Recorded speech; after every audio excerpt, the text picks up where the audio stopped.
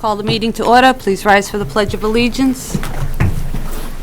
Pledge allegiance to the flag of the United States of America and to the republic for which it stands, one nation, under God, indivisible, with liberty and justice for all. Thank you. There is a quorum this evening. I apologize for Ms. Riley will not be here tonight. She had to attend to a family emergency. First, let me announce this meeting is being recorded by Saugus Cable Television. If anyone else is recording the meeting, would you please announce it at this time? Seeing none, this is the 6 p.m. public hearing on the school FY15 budget. We had two presentations last week from all the departments and schools, as well as school buildings. Yeah. And now the superintendent is prepared to present his recommendation for budget. So I turn it over to you. Thank you, Madam Chair. First of all, I'd like to say, just speak about the budget process. As Ms. Reed alluded to, we had presentations last week by all the principals, and this process has been ongoing for about the last 2 months when we had our initial discussions, and people were tasked with going out and looking at their schools and what they need, and also into, keeping in mind too that we are going to reauthorize the district improvement plan. A lot of the goals that we discussed from the beginning of the Administrators Institute in the summer, and also taking feedback from the community as part of my entry plan. So all of that has helped shape the direction of this budget. And before we get into the lines in the proposed budget, the next slide, Mr. Moore, is we can talk about how we exactly did that. And I want to focus, I tried to really encapsulate it in one quick slide for the audience and for the school committee members. But since we've discussed from the beginning of since July, everything that we do in the Saugus Public Schools that we're focused on is a continuation of the strong work that people have done over the past couple of years, focused on the instructional core. And that core is really just the teacher, the student, and the content and curriculum that is taught.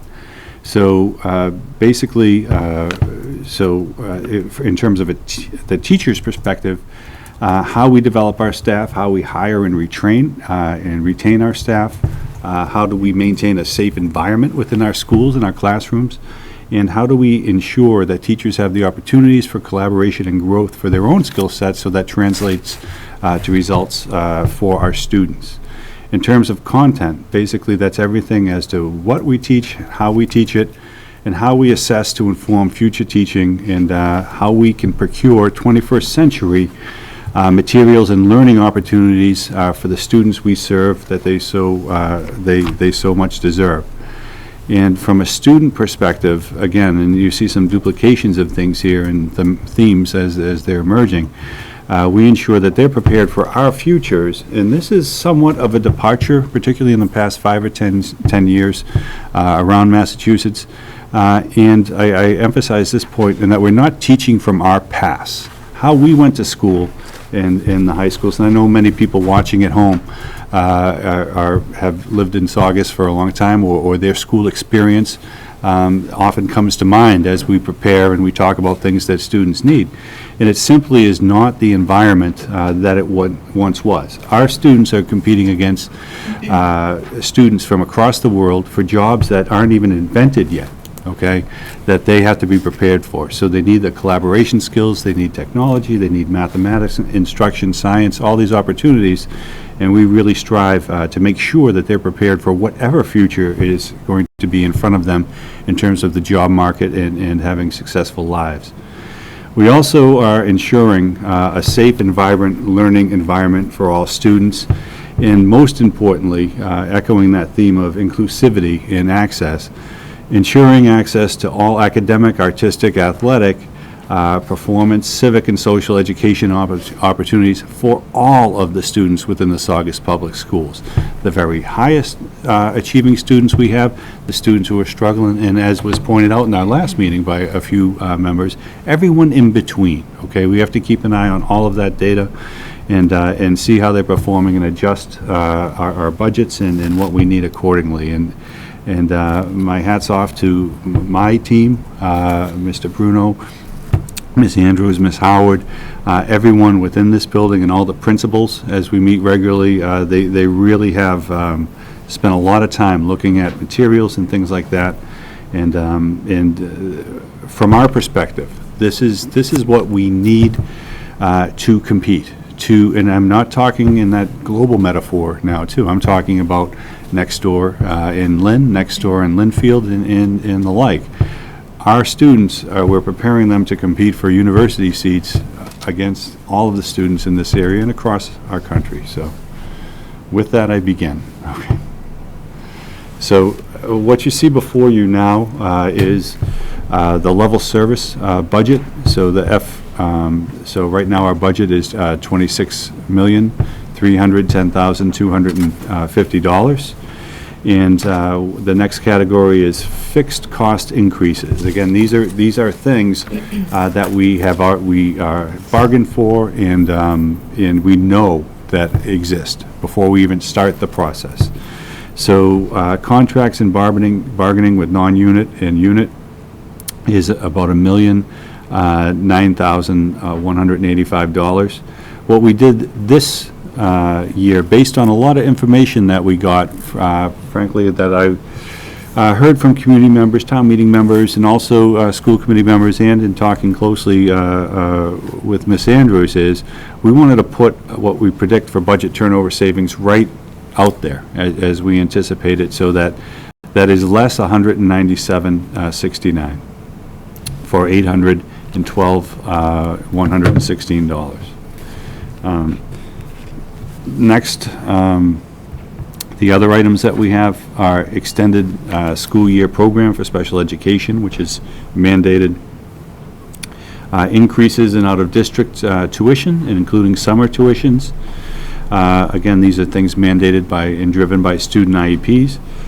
The elementary and Ballard paraprofessionals, again, driven by services for IEPs. There are 8 paraprofessionals there for $132,000. Elementary adjustment counselor, $55,000. This has been on the table, I believe, for the last 4 years, where they, and it was brought up again by the elementary principals last week, that we really need that, and it's a disservice to the students.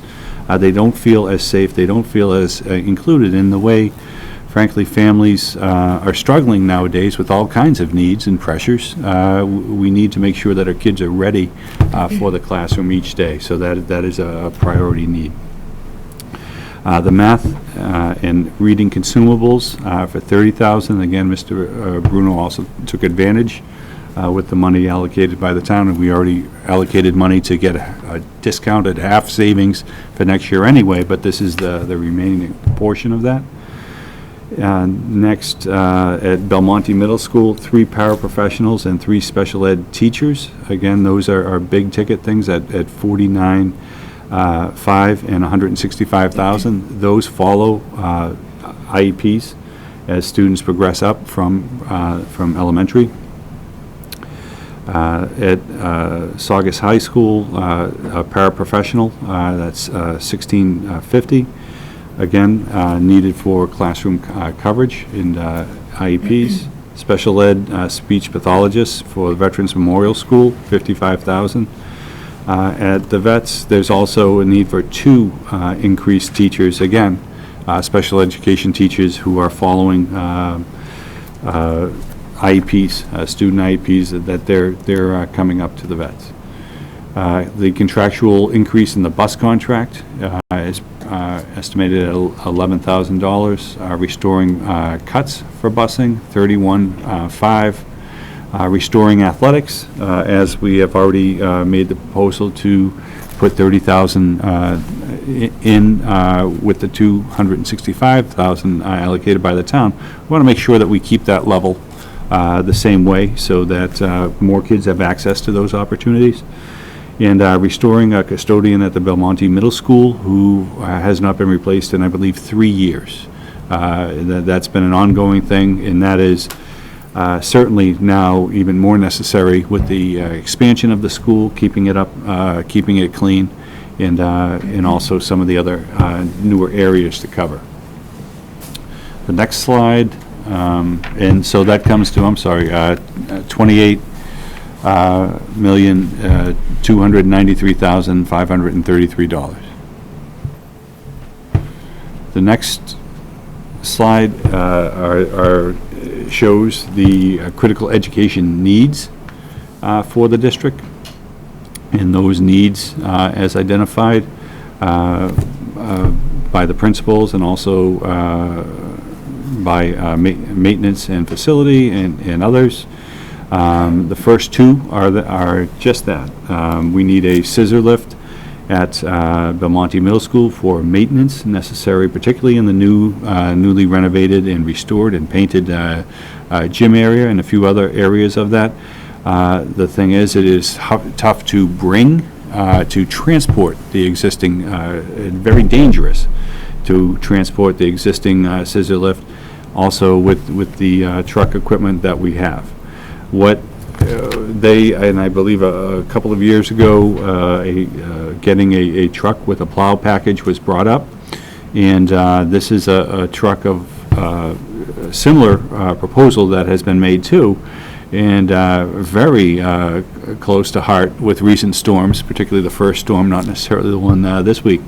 What we find is that we can actually, it's tough to even get into the schools to start for the custodians to get in to begin cleaning the schools and making it safe, particularly with larger storms, and also that they could be cleaning as they go, maintenance all the time, particularly with snowstorms. For example, walkways around the school, and just do a much cleaner and safer job with that. $19,200 for maintenance help, summer help, for targeted maintenance projects. So this would be for things like painting and things, most of the crew in the summer, they are just getting up for univent cleanouts and all this other work. What we would like to do is be proactive and and keep the buildings looking as nice as they do. They do a wonderful job, but they can't get to everything that they would like to get to. $35,000 is requested for additional Chromebooks to complete some labs in the elementary schools, and elementary BCBA is needed per IEPs, and also to look at, do discrete trials and look at data so that they can inform instruction for students, particularly on the... Would you just say what that is? I don't know if the public I'm understands sorry. what that is. It's a board-certified behavior analyst, and what they do is they study student behaviors, and they give reports based on the frequency of those behaviors, so that students can be taught in the manner that is most efficient for them to learn.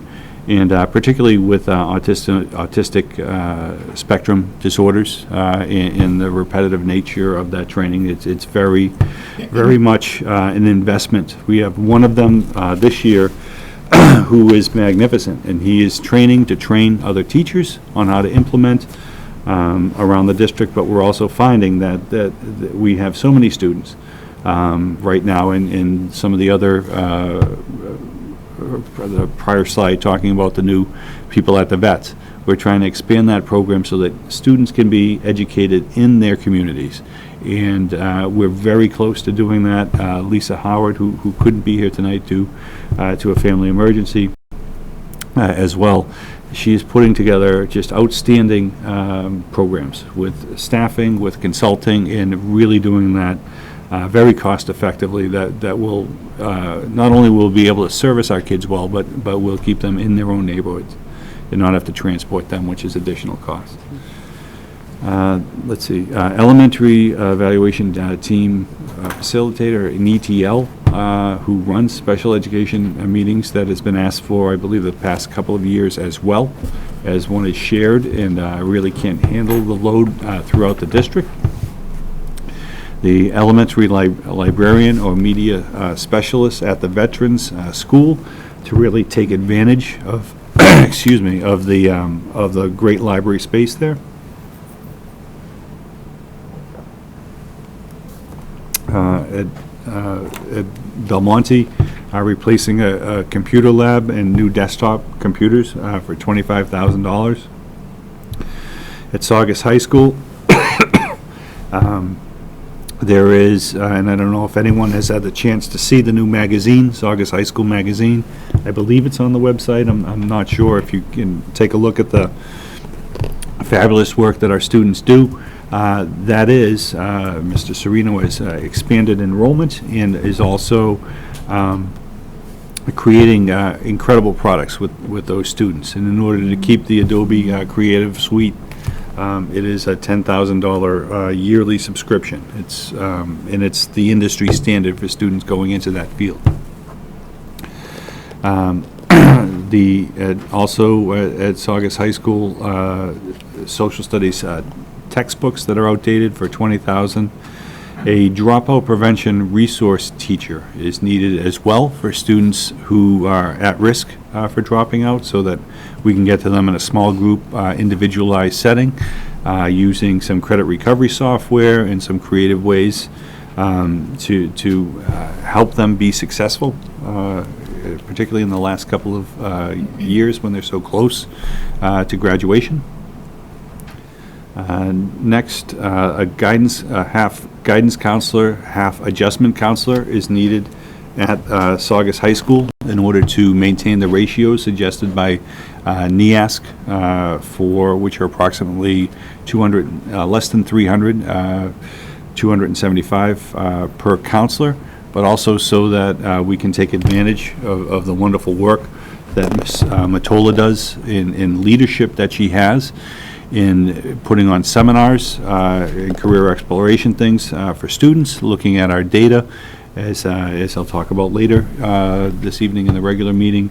Mr. Hashem and Mr. Bruno, Mr. Woods, Mr. Sullivan have done a lot of work looking to revise the curriculum at the high school and articulating in vertical teaming with the middle school as well.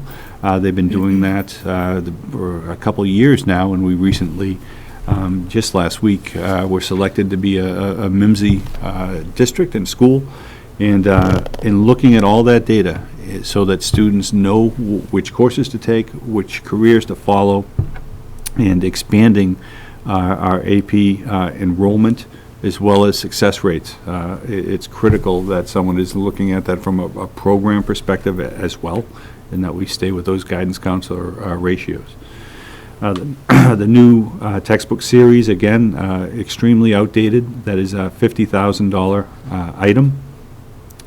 One thing, too, that I'm sure leaps off the page here is the security camera system at Saugus High School. In order to do that and to do it like the Belmonte program, we're also getting quotes to see if we can expand that throughout the district. But we don't have an IP system right now. What we have at all the schools, and we hardly have anything at all at Saugus High School itself in terms of cameras. But throughout all the schools, we have entry cameras. It's just about every where someone can be identified in to buzz in. But we don't have common locking vestibules. So when someone comes in, they have access to almost every building that we have, except now the newly renovated Belmonte. We don't have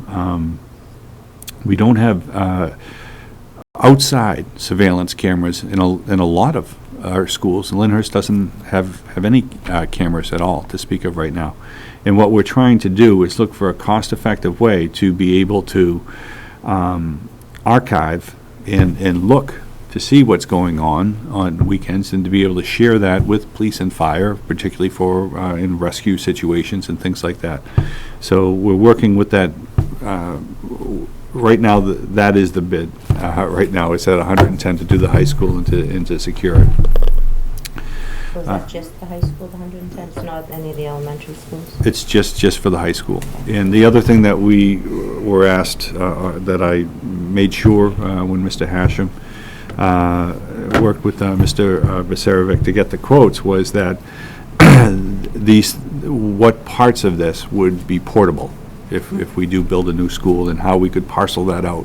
And that's why we wanted the common system too, so that each of the schools has their own type of system. They were donated along the way, or they got them through grant money or this and that throughout the years. But we're looking for one where we can see and go into a lockdown in an orchestrated way across the district if needed. So let's see. Social studies textbooks for $25,000, and also the tech integration specialist, the teaching position district-wide. Now that is was the wish of Bakir and his team, and this is it's interesting because I think he feels we're at the point of saturation in meeting our technology goals within the district, that he's okay with the amount of stuff we have and the rate at which we're acquiring that, particularly for the park, but he wants to make sure that teachers know exactly how to implement instruction and to use those things, so that we're getting the best bang for the buck for that. And he has a great plan and a lot of excellent ideas that teachers can use right away. So that was our rationale. The subtotal on that is $680,000 and $200.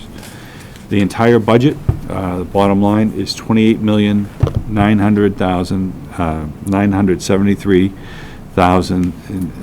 $28,973,733.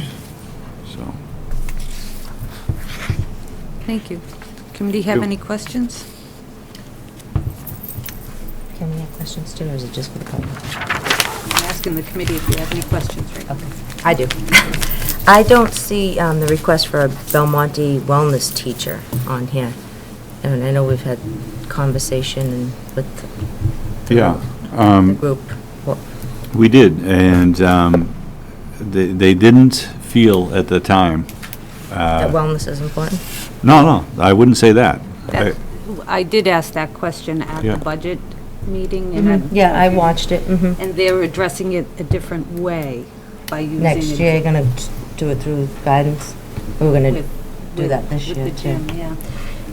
I feel strongly that they do need a wellness teacher there. That is the age that they can fall through the cracks. They're, subject to all those things that are coming up, peer pressure, bullying, drugs. I mean, wellness just around the clock, not just drugs, but I just feel it's very important. We have one wellness teacher, and the kids get wellness one trimester out of 3 years. One trimester. Yet they get music 2 full years. And I'm not saying one's more important, but we don't have any wellness for these kids. We don't have any education on these issues that are very crucial at this age group. And I don't understand why we're not jumping up and down asking for another wellness teacher. It's not a big concern, and it is a big concern No, for me. And I've had many discussions. I've been on the wellness committees, and I still don't see it on here, and it's a concern. It should be a concern for everybody. Yeah. According to the budget, there's 3 wellness teachers at the Belmonte. Those We are, already spent because those 200 are gym teachers. We only have one wellness teacher at the Says Belmonte. according to this, health and wellness teachers, 3. That's just their classification in They're there. the gym- But there's the other two are there's gym one health teachers. and the other 2 are PE. So they And don't Kimberly teach wellness Politano as does a well? great job. She I just, don't- she needs it's an not, additional teacher. I don't think it's as integrated as some other models. That's I don't know it very well, but I do know there are different models. I believe it is still just the health teacher does the health. Most of the other, I don't know how integrated it is. Yeah, it's mostly confusing gym. because I know my children attended Belmonte a long time ago, so I'll date myself. But they had the first half of the year wellness, the second half of the year PE. Yeah. So Right now, they don't have that anymore? No, they have, it's just Kimberly, and she does a great job, but there's only one of her, and, 700 students. The kids right now, if they see her at all, it's one trimester out of the 3 years. They have wellness, that's it.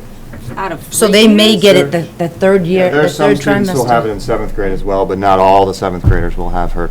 So kids will either have her once or twice, once in 7th and once in 8th. And some don't have her at all. No. Everyone will have her in grade 8. Well, once they get to grade 8, don't they just have Spanish?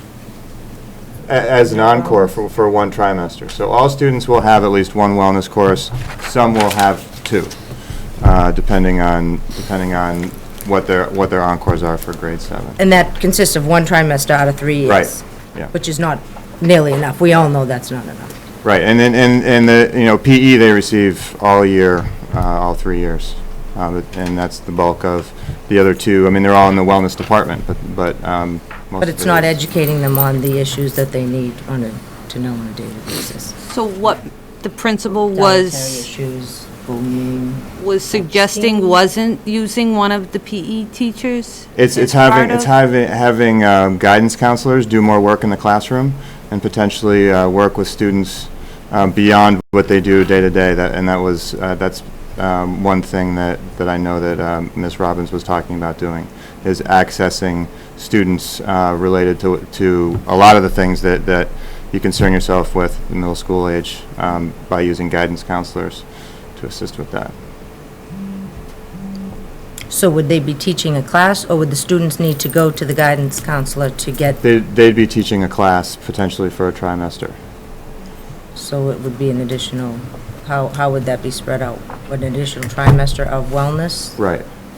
throughout 3 grades? Yeah, at some point, likely either in 6th or 7th grade. That is the idea anyway. Good point.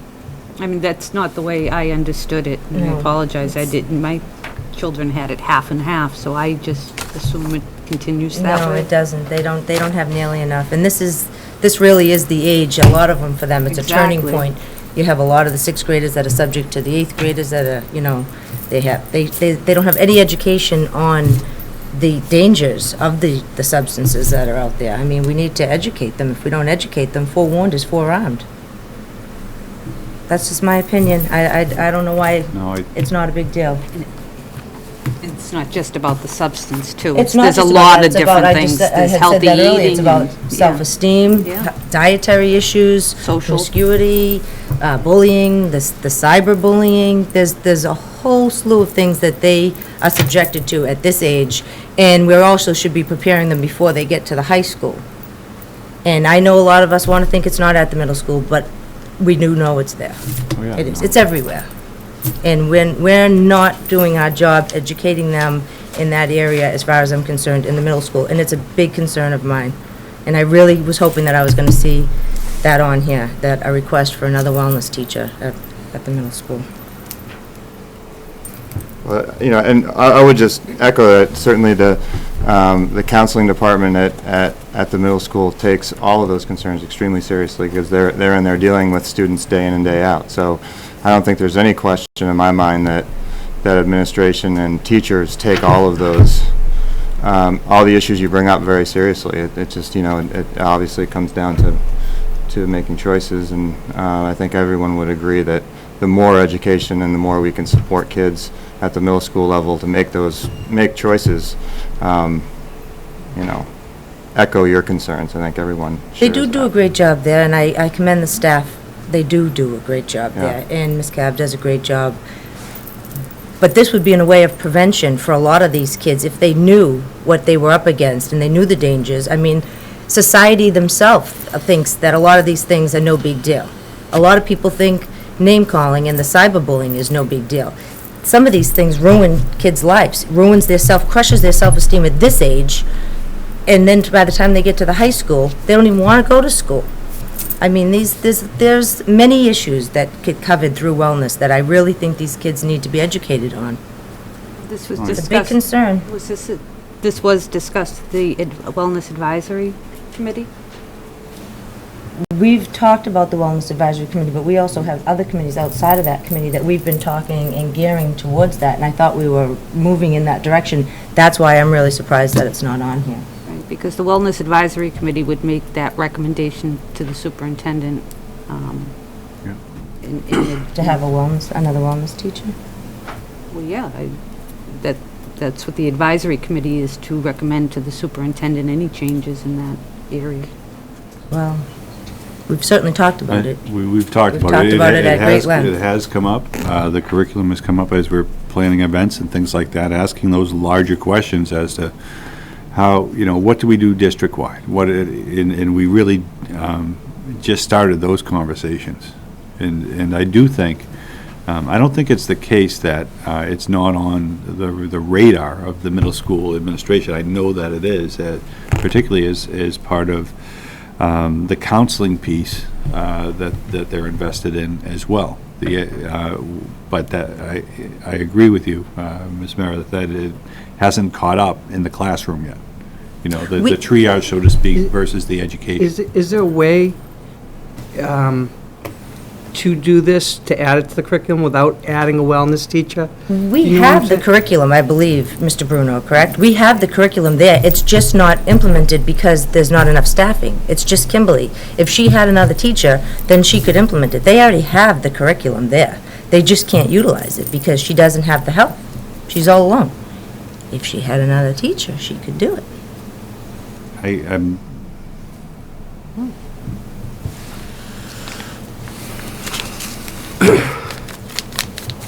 Just my opinion.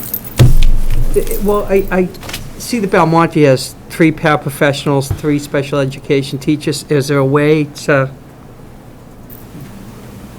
work that in there, out of the 6 positions? I know it's set. I think if we look at a bigger picture, we're asking for 2.6 million. We're not going to get 2.6 million. Last year, we got 700,000. The year before, we got 600,000. I don't remember what we got the year before that. It's averaging around 600, 700, 800,000.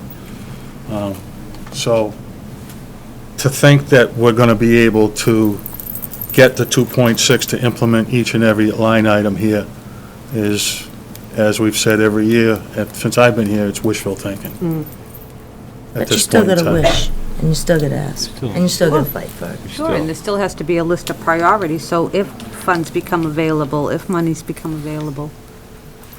And And I think too, as a building principal, you're trying to weigh that. You want to be able to ask, be realistic, and then also be hopeful and wishful at the same time, to share in everyone's concern what's best for kids, but then also recognizing, what are some creative ways that we can do this without adding the position. And so I know that they're thinking about that very seriously, trying to mitigate the fact that we don't have enough instruction in wellness, and find some creative ways to do it without adding a position, knowing that we may not ultimately get it.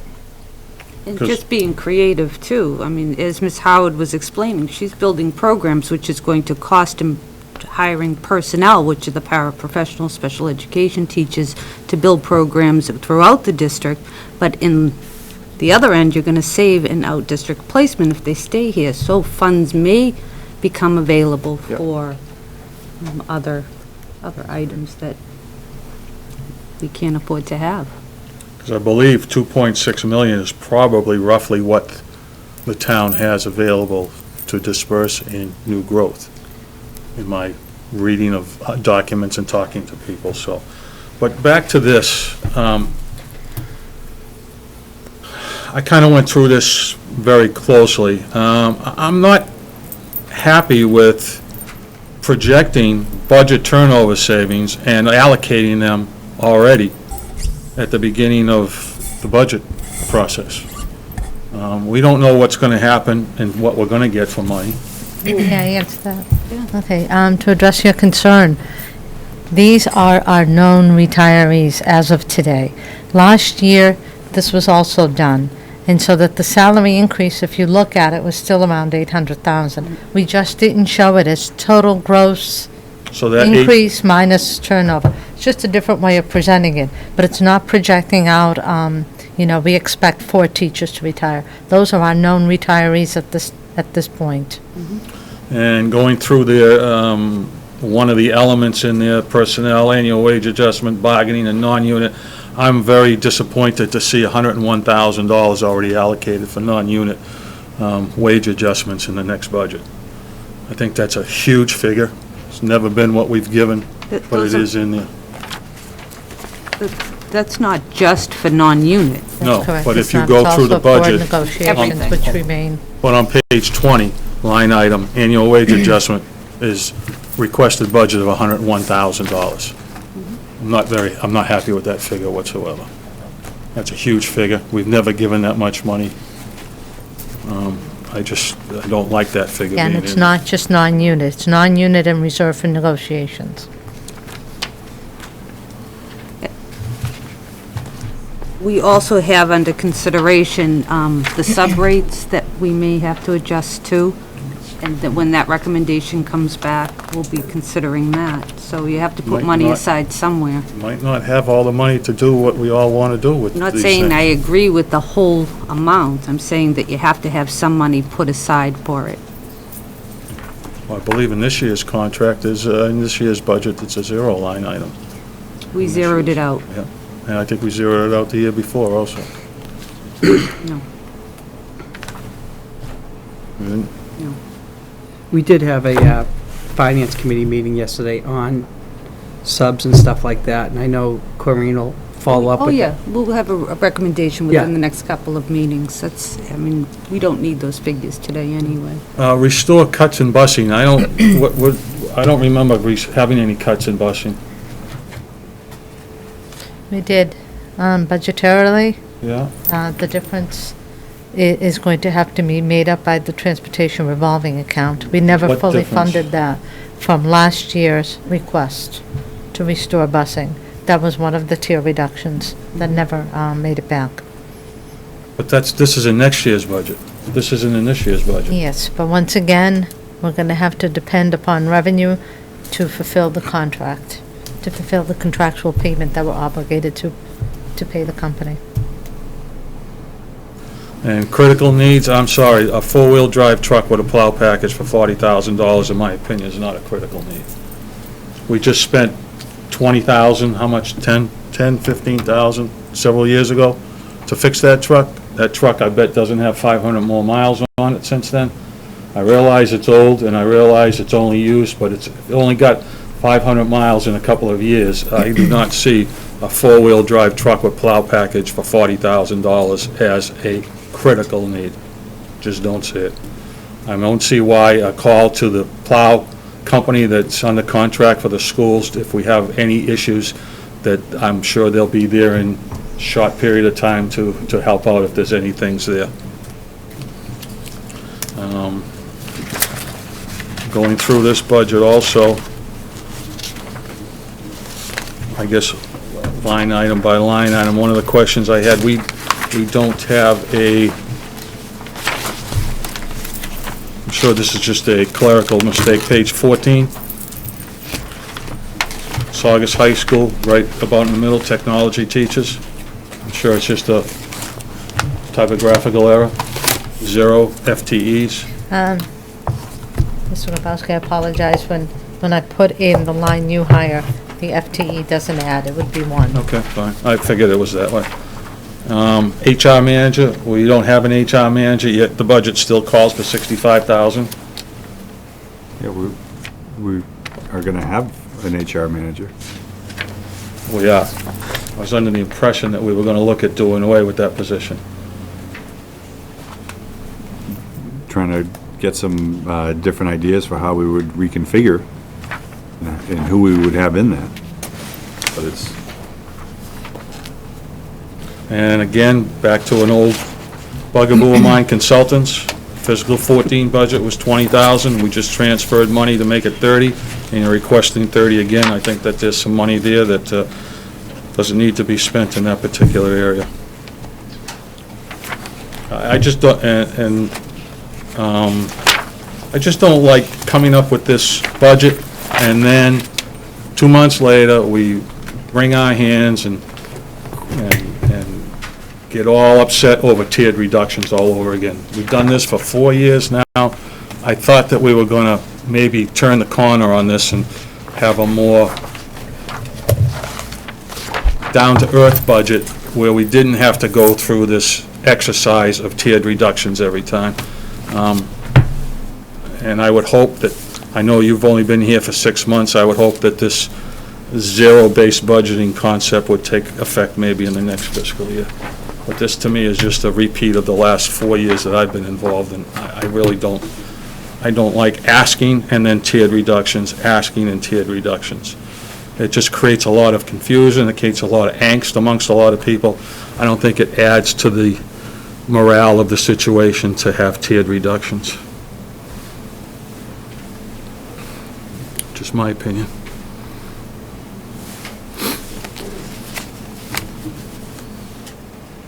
And you're suggesting that we just advocate for a level funded, level service budget? I don't know how we would do it. I thought we could get with the, and again, it's only been 6 months for the superintendent, but I don't see any difference in this budget than the last 4 budgets. Well, unfortunately, for many years, there's been many things neglected that most of these things have been on the request list and the cutting block year after year after year. So to stop asking for them seems to mean that you no longer need them. No, I'm not saying that we don't need them, but it just creates a lot of aggravation and angst and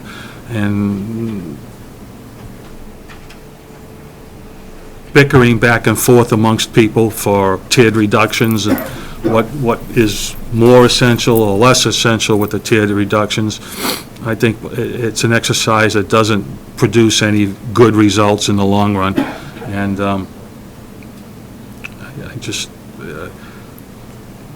don't like 2.6 million of a request and knowing that we're not going to get near the $2.6 million.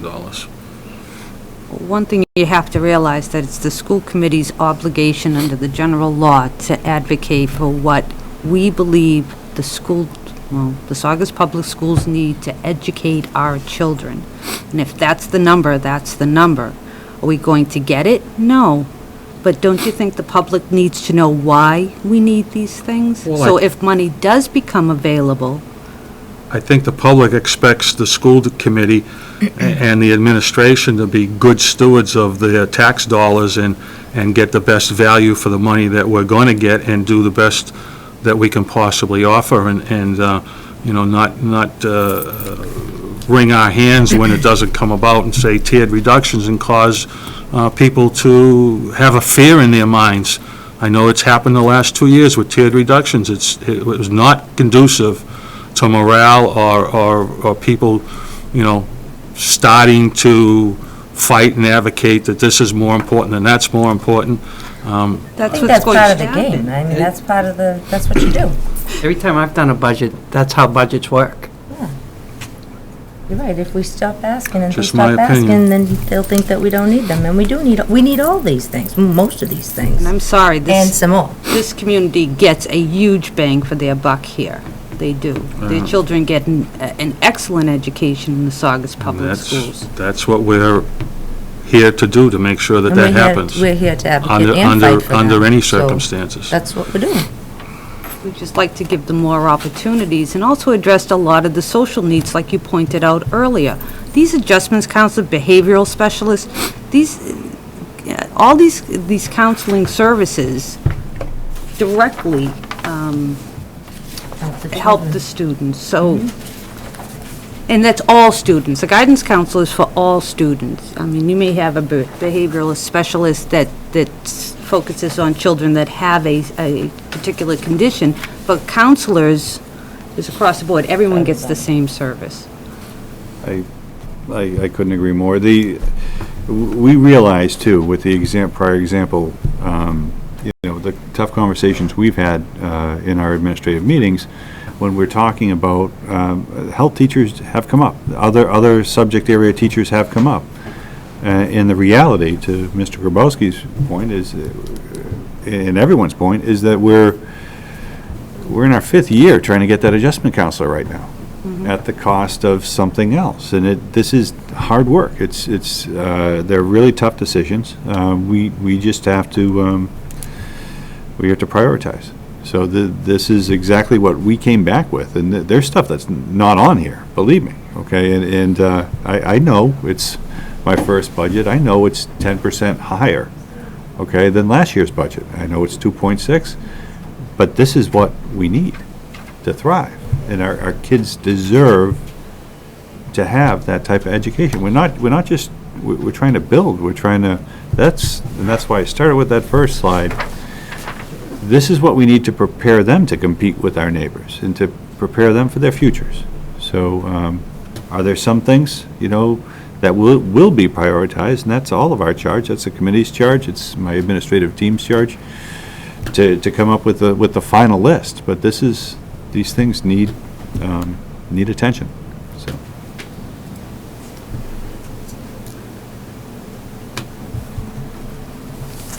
Committee have any other questions, comments?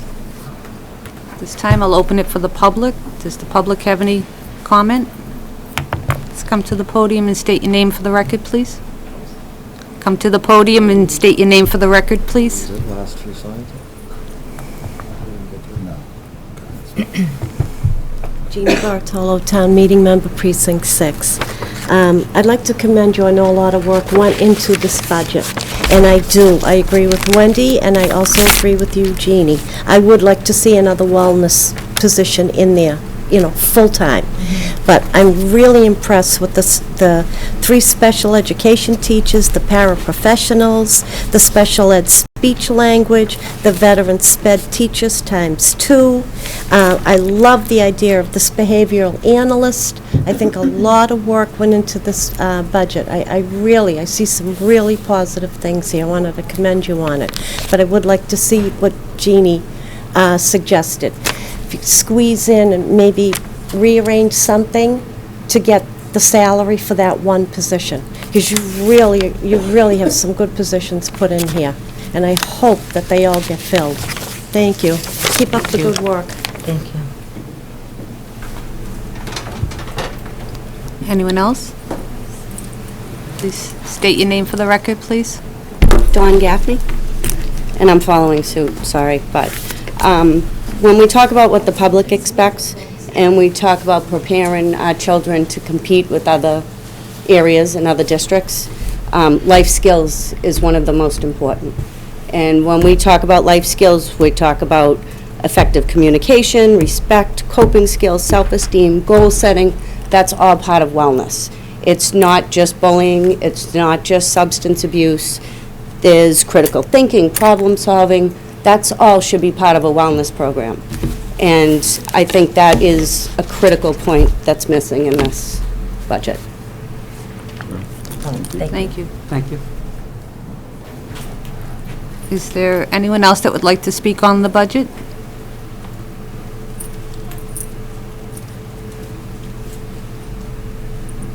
Seeing none.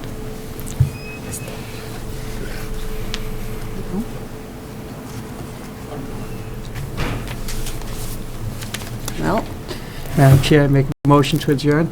no. Come on. No. I have to touch my look. No. Okay. Not even seconding that one. Nope. Now,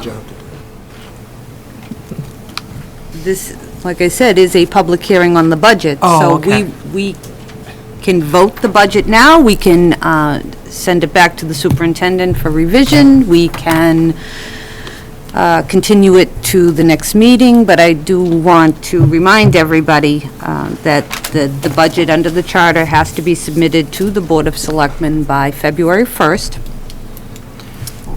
We typically, after we vote it and any adjustments are made, it goes over to the town manager directly after. So I don't know if the committee's ready at this point, or... We don't even have Corinne here. I think we should wait to vote on it myself. Yeah. And I would like to have some more discussion about this wellness teacher. I mean, I don't know how that goes, if they can have some more discussion and consider that, or is this their final, how does that work? Right now, this is the superintendent's recommendation. Recommendation. It doesn't mean that that's what we vote, but So we certainly in just voting to priority. accept it and then, Well, we have to approve a budget to be submitted to the town for their consideration. And as Mr. Grabowski pointed out, he doesn't feel comfortable voting the whole 28.9. There's something in between those other positions in between, we can certainly discuss and prioritize as we move along, or we could do it before. But the number's really what we're voting. What are you gonna meet for? Because I'm sure you have something to say, so. Well, I'm not sure, because I know this is your first budget, and in some regards, I agree with Mr. Grabowski, that, you know, some of the things I wouldn't prioritize in this order, but I understand why they're prioritized this way. The superintendent listened to his departments and felt, and the principals, and felt that this was, especially with things that were asked for years and years and years and not accomplished. But those first have to be funded somehow. We have to do the summer program, so to have it not built in the budget and take something else out. I agree, and I think we could put a wellness teacher in there and decrease the non-unit increases, 45,000. I mean, and we can make that adjustment. That's one way to look at that. Yeah, you'd have to see how she wants to, at the middle school, how it would be implemented. And we had preliminary discussions about schedule models and how that could be, but that's, again, that's another thing, and I can posit that. I meet with the principals tomorrow morning. I would So- appreciate that. So do you want to amend? Do you want Yeah, to I- adopt a figure, and then we can adjust the budget priorities at a later date? It's just, the timing-wise, I want to understand that a budget has to go to the town by the 1st, so that's 1 week.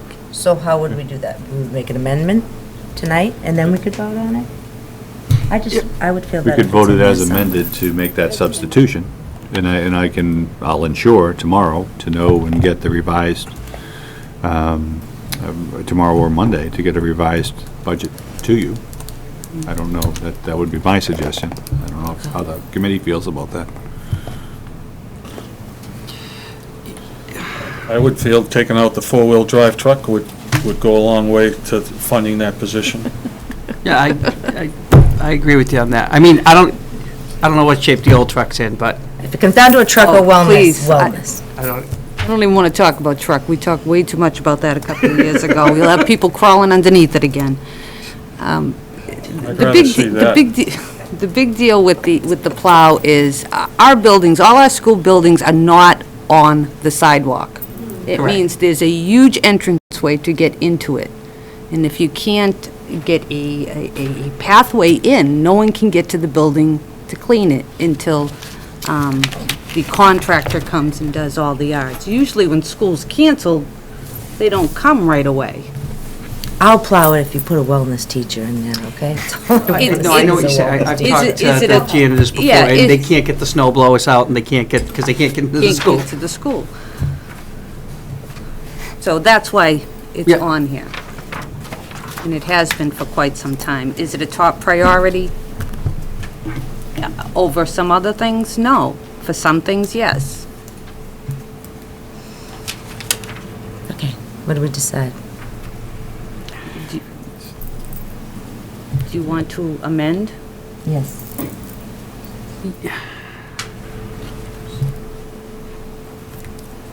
What? What's your thought? No, I'm just looking at it and trying to, Is that the easiest way? because Mr. Tempesta, get the whole to thing. make so an we amendment? The easiest, where we- what's What's important, what's not. way would be- That's, Right, because the easiest way would be just what I said, to take it from that other savings. It's the most fluid. We would have to be frugal in how we applied that, but that we could get it in, and you could vote that amendment. You could do the same, the committee can do, you can do the same thing with the truck. the summer program, again, needs to be in. That needs to be in. That we need to know what we have ahead of time. The summer program? Which one? Yes. Yeah. Needs to These be two. in, so Yeah. having it We're not talking about anything to do with the summer program, why are you saying? No, well, it's gotta be in the budget, so, Has to be in the budget. as Ms. Grabowski said, if we're only gonna get 600,000, there's 285 of it right there. I mean, that Yeah. doesn't even cover the Yeah. salary increases. That's 165 and 285. Yeah, What? okay, the extended school special ed, so, We have to provide it. Yeah. We have to do it. So, So I'm not sure, I'm not sure if that should be more in and something else out. I don't, not on this page, but in the actual budget. So what if we're taking the truck out? What, You're still over you still, Well, how $1 much do you think a wellness teacher is gonna cost? 55, 50. 5,000? about 55.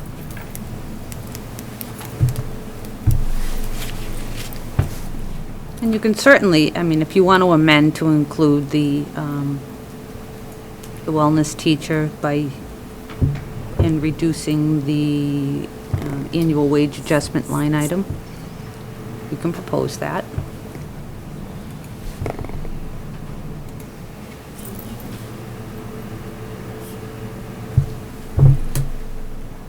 Are you proposing that? Yes, Want to make a motion to do that, or you want to do it all together? we can do it all together.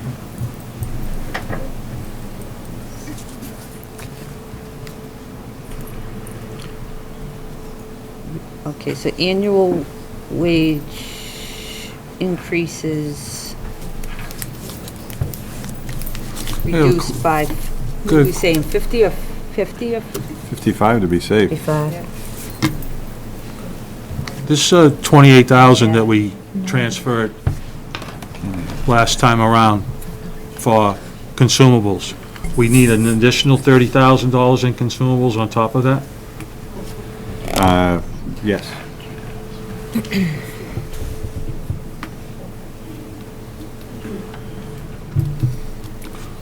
Why wouldn't we have bought all the consumables at the significant savings and only done half of it?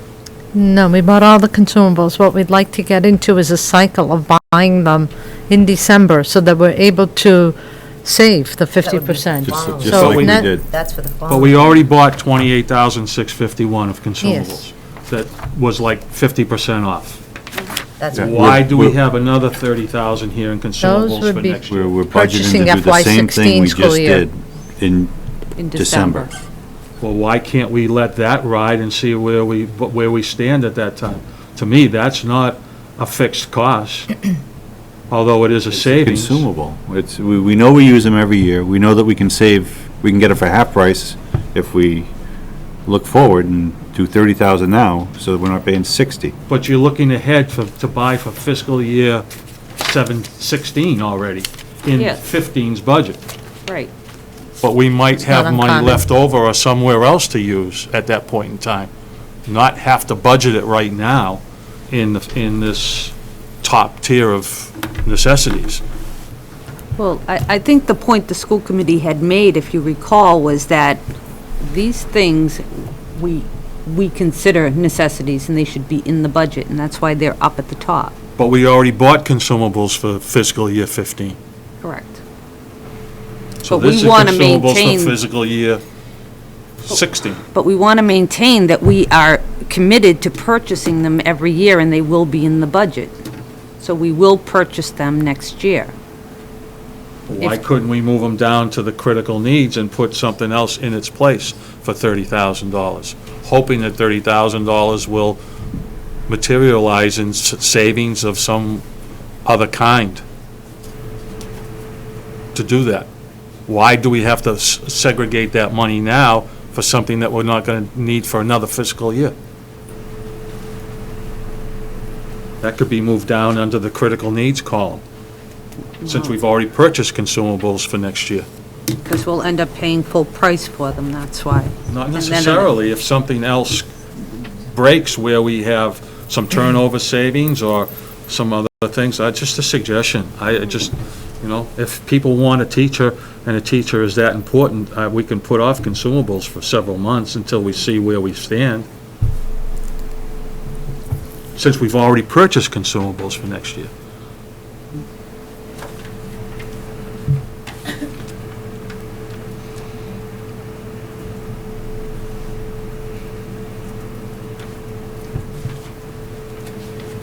Why don't we just make your motion to reduce the annual wage adjustment by $55,000 and put in there for the wellness teacher. Right? 45. Huh? By 45,000. But if we need 55 to hire the position, why are we going with 45? Because quite frankly, we're probably going to be doing tier reductions. That's Right. probably a reality. Right. And the other reality is that we will probably have another turnover or two. The third reality is the 55,000 is the average. So when you got all these salaries, you may have a teacher coming in at 65, you may have a teacher coming in at 48. So we just reduce I it by think 45? for this one-time position, 45 is sufficient.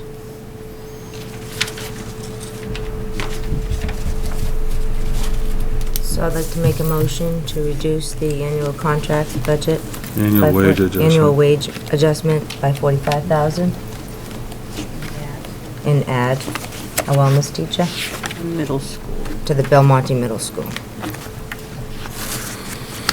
Chair will second. Any discussion?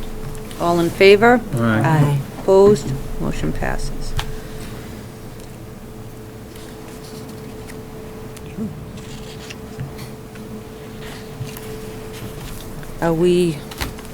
Do we want to make any other adjustments to this?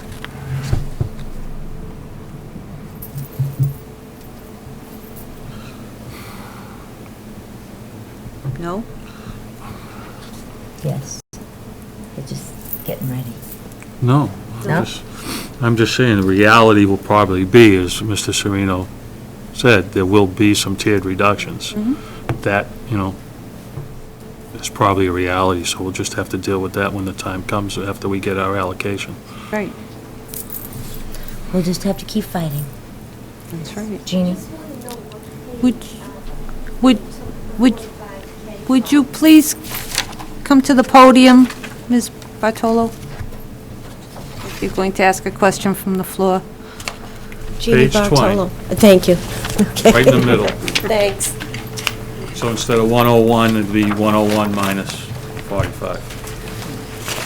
The question was, what page was that line item taken from? Just so the public could, because they wouldn't be able to hear you at home. So they're sitting, watching intently. Oh, yeah.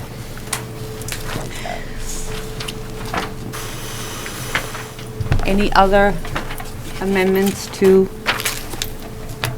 budget? Do you have any motions? Are you prepared to vote and adopt a budget at this time, or would you like more time? I want to ask one more question. Mr. Grabowski? Zero-based budgeting. You go and look at programs and build them back up. Are there any programs that you looked at that we deleted that weren't cost-effective, or we weren't getting what we should have gotten out of it in this budget? Anything that we deleted? Well, I mean, anything that, and I know you've only had 6 months, I have no problem with that. But in zero-based budgeting, you Yeah. justify each program. And I know we did that with that $250,000 program that we got rid of. Are there any other programs that have been looked at and says, this just isn't working, we need to reallocate that money? Our big, no, not at this juncture from myself or Ms. Howard or the entire team. I think what, in zero-based or needs-based budget, you really, it's more big picture, where you start with exactly how you want the vision, where you want the school to be and how you're going to get there, and then everyone says, and this is more for the people at home, I know that many of the committee members are familiar with this, but there's a lot of work. We have to articulate our district improvement plan. We have to make sure that, that we're doing that in, a way in which we're very well informed and realistic for what we can go for. Our targets that we see as a team would be looking at transportation costs, okay? Because we think over time, we think we can do that a little bit better. Ms. Howard is very forward-thinking in developing those programs that will save. That's our focus. I've had discussions with community members and other school committee members about putting in a community education program, which would really be a way to save, okay? To offer a great product to the community and bolster all kinds of educational opportunities for both students and citizens, and really make the school district kind of a hub of activity within the town. Those are things that we want to target, and also as you are making that, you don't have to make a profit with that. You can put that, some of those resources back into the regular educational program, i.e. if you had buses for transportation or other things like that, where they would be value-added items. Those are, as you did mention, it's been 6 months, so we're not there yet. We're making that list as we look to vet and publish the district improvement plan. There will be some steps to take towards that, but we don't have any magic bullets right now at this juncture. Well, to add to that, every couple of years, if not every year, the high school reviews their program of studies. I mean, they have been revised over time, because I know they've come to do presentations for us when they've implemented new programs there, or adjusted, changed programs a bit. So I know they do that on a regular basis, and I know that we have been developing, under Mr. Bruno, of course, with the new coordinating the curriculum alignment through, they have been adjusting programs from elementary up, haven't they? So anything that was obsolete has been eliminated, but I don't think you would actually see it like slashed, because it's being replaced with something bigger and better. Is that accurate? Yeah, I think it's A lot accurate. of things. At one point, we didn't even have art and music anymore in the elementaries. So a lot of things came back through Mr. Langmore's and were restored then. It's true. Because back 4 or 5 years ago, we lost a lot of programs, so I think pretty much everything's been restored, and then some. And restructuring the school and schedule too, we were able to introduce more programs and bring them back in a cost-effective way, where you're not having to hire, you're able to get the most out of the staffing and the resources that you have by running a different but a highly efficient schedule. Yeah.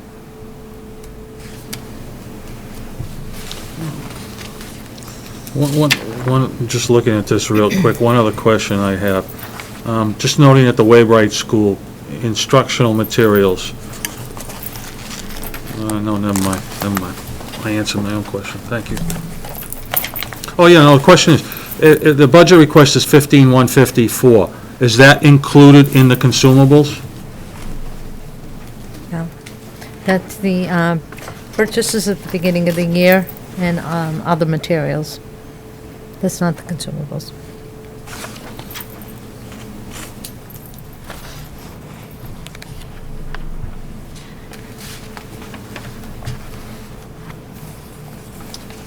Recommend to the committee that we adopt the budget as presented by the superintendent. I think he's definitely addressed the issues that the school committee has raised concern with over the years, right in the group in the front, and with the amendment by Ms. Meredith, I think that addresses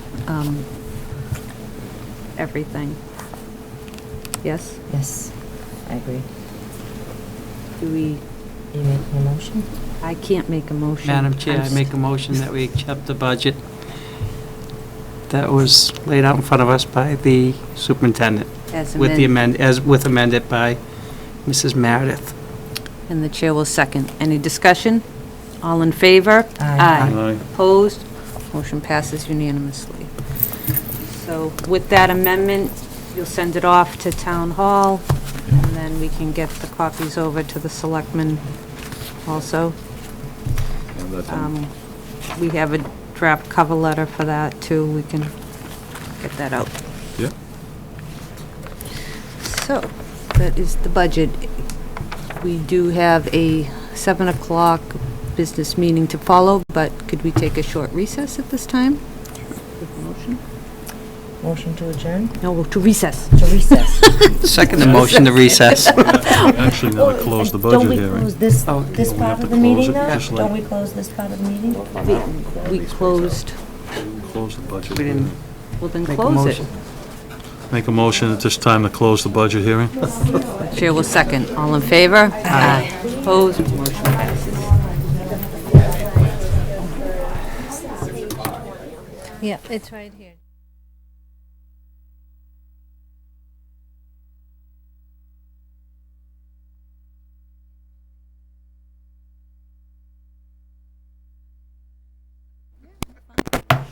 Call the meeting back to order.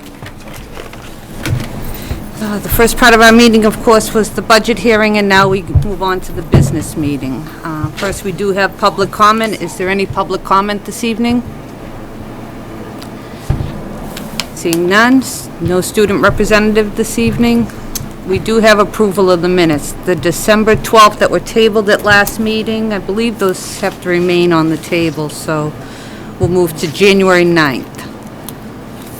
I did have a couple of typos in here on the January 9th. They weren't anything of substance. There was an extra word "not" on page 5. I'll give these to Mrs. McBride. And on page 6, it was a statement regarding the Curly property, not an article. It was a statement regarding the article. Committee have any corrections, or do we have a motion? I make a motion, we accept the minutes of the January 9th As amended? school committee meeting as amended. The chair will second. Any discussion? All in favor? Aye. Aye. Opposed? Motion passes. Oops.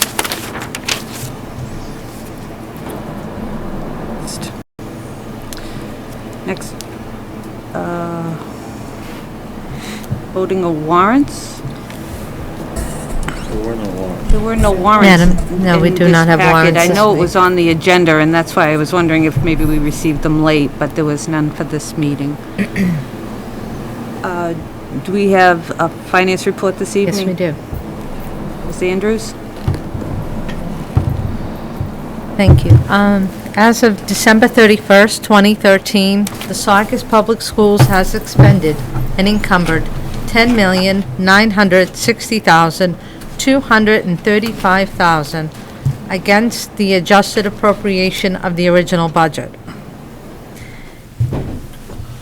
As of this point, we are right on target with overall spending. You will see that a handful of line items are overspent. In looking through the accounts, I have noticed some mispostings and a couple of true overspent lines, but I didn't have sufficient time to do the analysis to make corrections before this meeting. I've been attending municipal implementation meetings and working on the FY15 proposed budget. I will say that once Munis is implemented, you will no longer see overspending because Munis will not allow for it. So before any purchases are made, if the purchase would cause the line item to be overspent, it would prohibit the requisition from going through. So I will work with the principals or directors responsible for the overspent line items to begin to prepare them for when Munis is in place so that they are more comfortable with the process. And I'll have any necessary budget transfers ready for next month's financial report. Food service, free and reduced lunch verification. You should find in your packets a status report of free and reduced eligibility in the district. All the applications that were submitted at the beginning of the school year have been verified, each and every single one.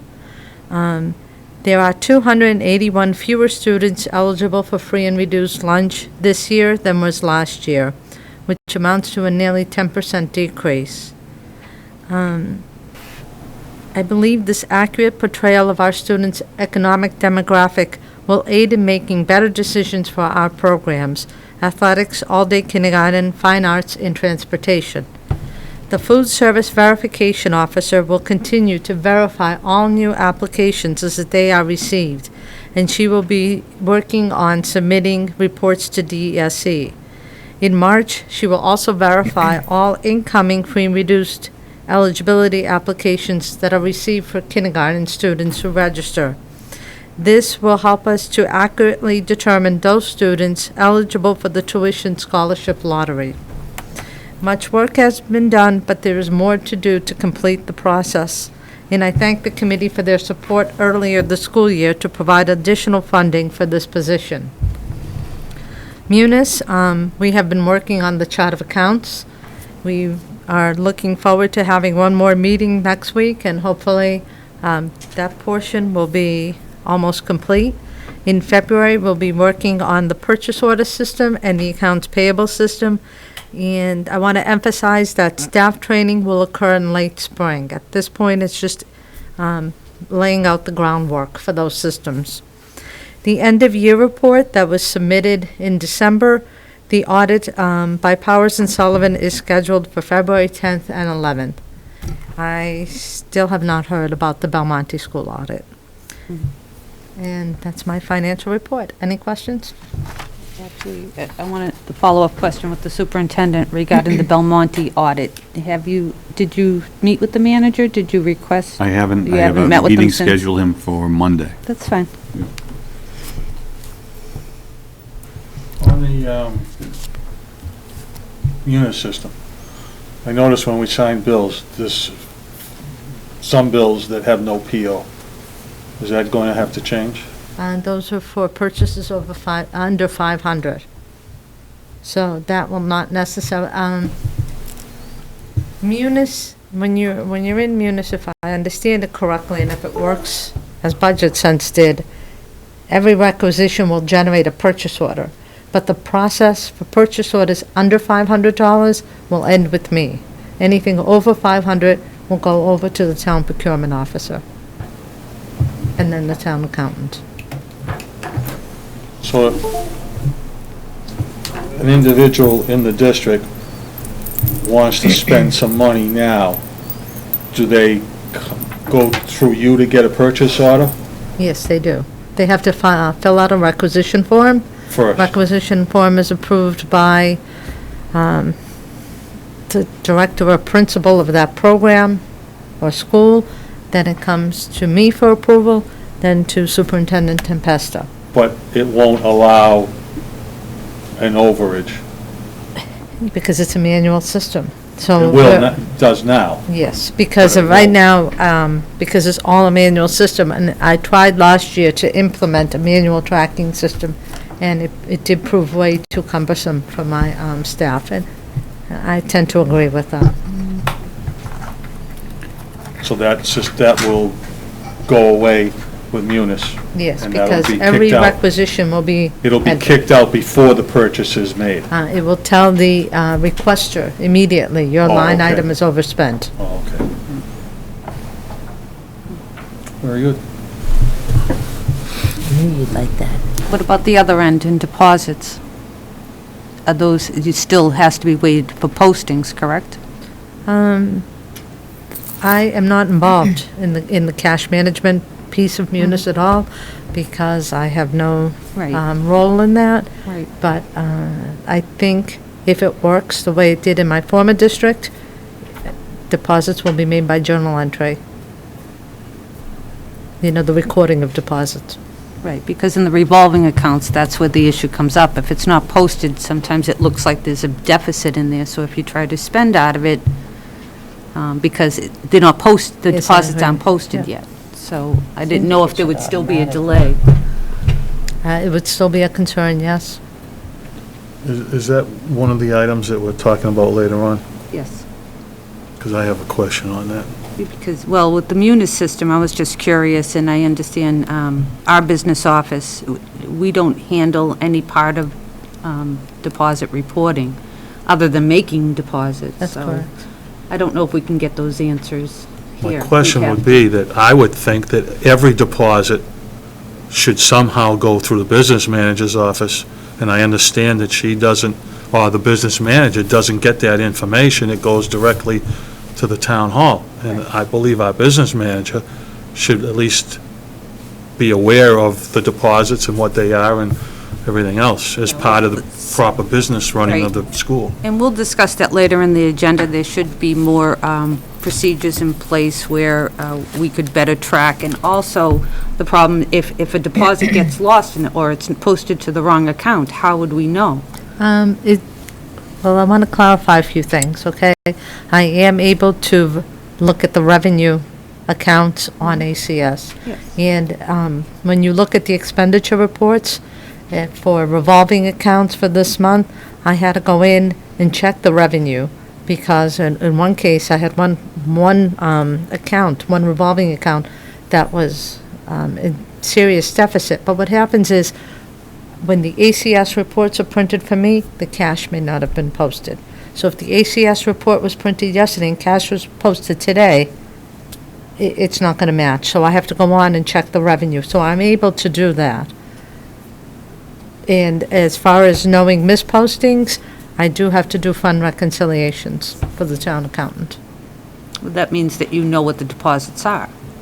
I know, I mean, I can tell if, for example, the accounts that I'm very familiar with, if I know a gift should have went into Saugus High School and it went into Belmonte Middle School, I can pretty much tell.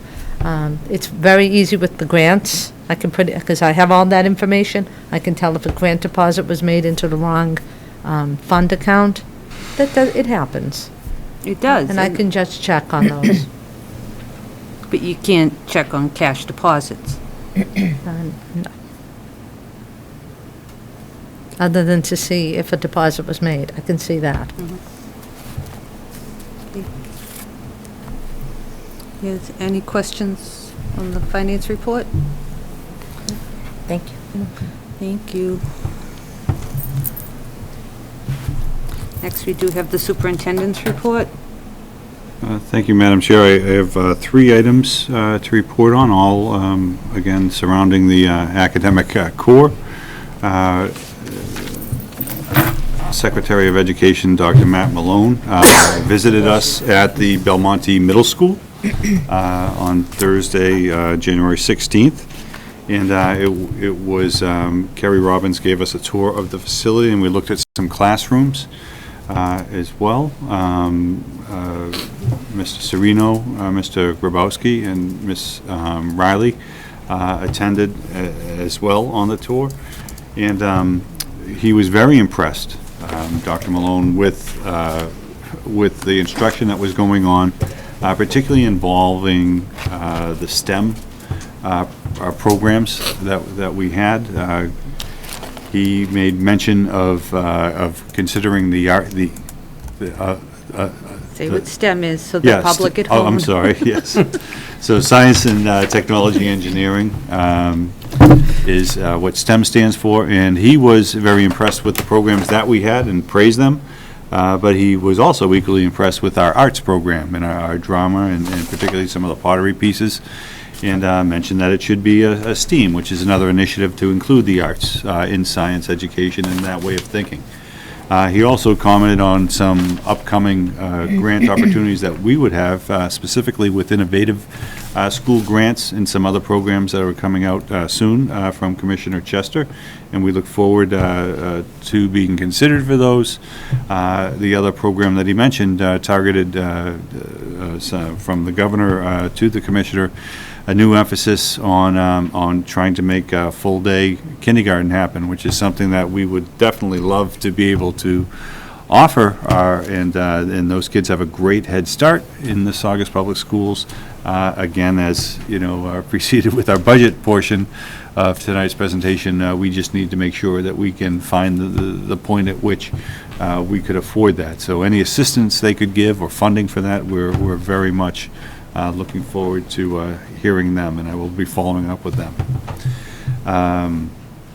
Saugus High School and Saugus Middle School have been working to align curriculum to strengthen the rigor of the Saugus Public Schools specifically. Again, vertical teaming curriculum meetings have happened on our recent Professional Development Day, and which leads to the next piece as well.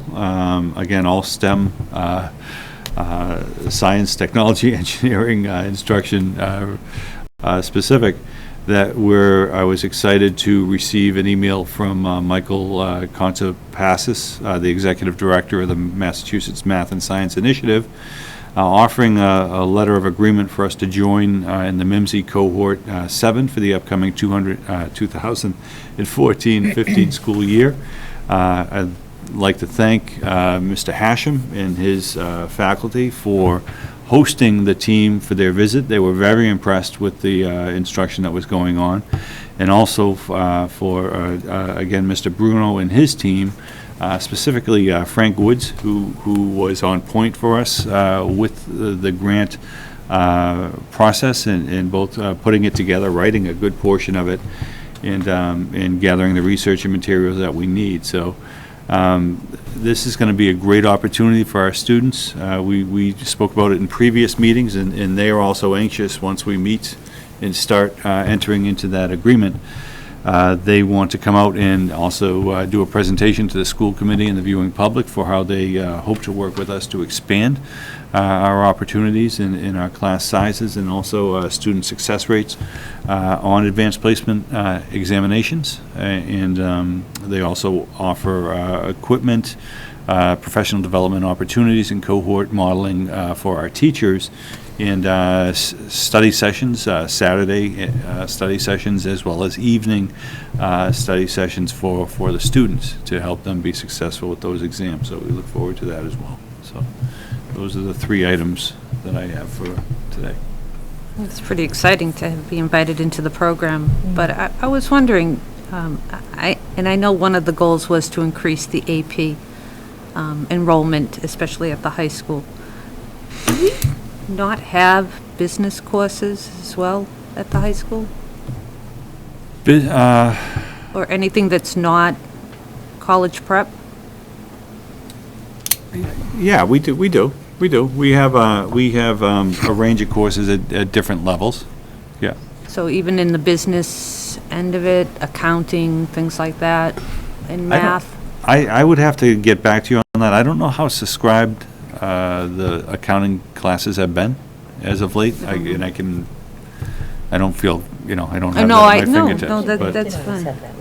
Yeah. Yeah, We always had that one, but I don't think they do. I don't yeah, recall. there used to be 2 courses. It was kind of like college prep and business. Yeah. It was one and the other. Yeah. Maybe we could ask one of the high school teachers that. Yeah, maybe we could ask the high school. Maybe somebody knows. Do we have any business courses offered at the high school? Hey, Mr. Richard Lavoie, 20 Central Street. And I apologize for my dress. I didn't know I was going to speak tonight. But there's a variety, as Superintendent Tempesta had mentioned, there's a variety of courses there, many of which fall into the business category in many ways. Some of our computer technology courses are based on learning Excel, Microsoft Word, Microsoft PowerPoint, Okay. modern business practices. In our mathematics department, we do have some courses that are based on personal finance and maybe lower level accounting, home accounting, not necessarily business accounting. In the social studies department, we used to run on a regular basis an economics course that would also tie into business. But we found that was kind of overlapping with the personal finance course in the mathematics department, and that personnel-wise made a much better fit for us. So I think, still have it on the books as a potential course offering, but through student enrollment, it hasn't run for a while. We don't have the traditional business courses as typing or stenographs or any of those anymore. No, I wouldn't expect that. Yeah, so, but we do offer a path for students who have an inkling for business, maybe not a formalized program. Now, would something like that also have an AP side to it? No, Or as far as I know, the just College straight Board business? offers, a variety of courses for advanced placement.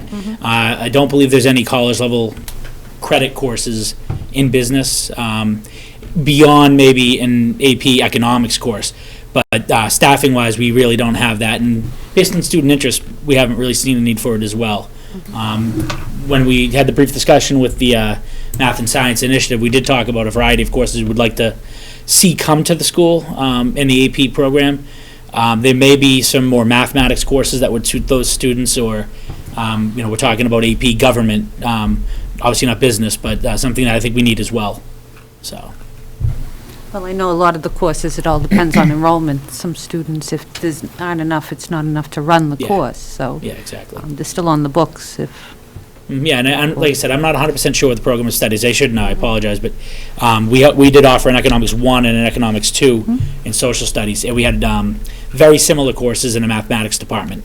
So we kind of streamlined those together. I know we keep emphasizing the need to increase AP, and I don't disagree, because there's a lot of students that have that potential that don't apply themselves into it. But I also wonder, as Mr. Grabowski pointed out a couple of meetings ago, there are students that probably will not be going on to college, but want maybe the business path, but we do offer those, we still offer those courses. They just don't get into the AP. There's definitely options for those students to find, or to build a foundation for their future. Yeah. Well, it might not be the same types of business programs that we had maybe in the early 80s. Students who want and know they want that can find success at Saugus High School, without a doubt. Thank you. Sorry to pull you up here in your sweatshirt. You know I love my own voice. Thanks. Any questions to the superintendent on his report? I think that's great. Yeah, we do. Look forward to that. So you'll keep us posted on how that, I will Yep. too. They're pretty adamant that they like to come out and actually give information sessions themselves, and they're very proud of their program and progress. One of the things, and we remember school in the last high school that I was principal at, and one of the things that was really beneficial in particular was how flexible they were with study sessions, how kids, I don't know exactly, and I don't know if they mentioned which cohort we would be in, but there are area schools right around here, so particularly for, a lot of these kids know kids from neighboring towns, from sports and other activities, but it's great to see them together actually, preparing, for college and things like that in the same sets of instructors. We may even have instructors from Saugus that we offer to, that become part of the cohort as well. Again, strengthening their professional development and things like that. So it's just it's a great program, so we're really anxious to get started with it. So. excellent. Is there a cost to this program? There is. There's a, in all of that we have to arrange, but it's scheduled to be about $10,000 per year on the original talk, but that's already, but with that, you get services, and things like that. It's pretty cost effective. They didn't always structure it that way. Now they added that right up front. Is this under the auspices of the state? It's not in, I believe it's funded in the line, I could look at that. I don't know that it's officially funded through the state in Mass. It is in other, all around the country. I don't know where they are with that. I know that they were breaking ground with that last year, and I do think they have some funding, but I haven't met with Mr. So is it a private org? It is a private, yeah, it is. It's a national private foundation, kind of really funded by a lot of big business, basically predicated upon they want to make sure that that their businesses and things like that are situated in communities and states with a vibrant workforce, and their premise is that one of the ways to one of the greatest indicators of doing that is success in AP and pre-AP training, so, in those numbers. Part of the huge benefit of it as well is professional development, very cost-effective professional development for staff. So we're raising the bar for all students, but then we're also providing staff with professional development that is similar to what we've been working on, which is the train-the-trainer model, where you're building that internal capacity to spread best practice and to have teachers working with other teachers. And that's super valuable. Yes. You mentioned grants. Would we have somebody that would be applying for grants that maybe would cover the cost? For this, we do. We have someone who looks for grants, and I do believe for the past couple of years, some of the pre-AP work has been going on through a similar parent group to MIMSI, and I don't know exactly what, it escapes me right now, what percentage has been paid for that, but we would definitely look for that. Yeah. Sounds good. Any other questions? Superintendent's report? And we'll move on to the report of Director of Curriculum Instruction and Assessment, or Mr. CIA Director. Mr. Bruno? I could tell you, but then I'd have to kill you. The first part of this, as the superintendent mentioned, we had our half-day professional day on the 15th of January. So staff at all levels were collaborating on a variety of topics, one of which is identifying district-determined measures. So as part of the new teacher evaluation regulations being implemented now across every district in Mass, we need to start identifying, or we're in the process of identifying, measures to look at student performance and then link that to teacher evaluations. So we have teachers who are working on, at every level, identifying common assessments. And so we did a lot of that at the elementary, and then also in the secondary with teachers meeting in vertical teams to look at assessment and how we're measuring student performance, not just for individual students, but also for classes of students as well, which provides teachers with the feedback they need to adjust curriculum and to arrange for interventions for students who are struggling. So we continue to do a lot of work on that. We're required to submit a plan to the Department of assessments that we've identified as district-determined measures by the end of this year. We're ahead of the game. I mean, we're pretty much ready to submit the plan now, and we're starting to implement it. So that document will be submitted easily this spring, which is great. Teachers have been working together to look at how do we. It works in concert too with aligning our curriculum, because if the teachers are using similar assessments and similar curriculum, then that conversation on how to share ideas and better educate all kids is that much more rich. So it's continuing to align what people are doing and pulling in the same direction.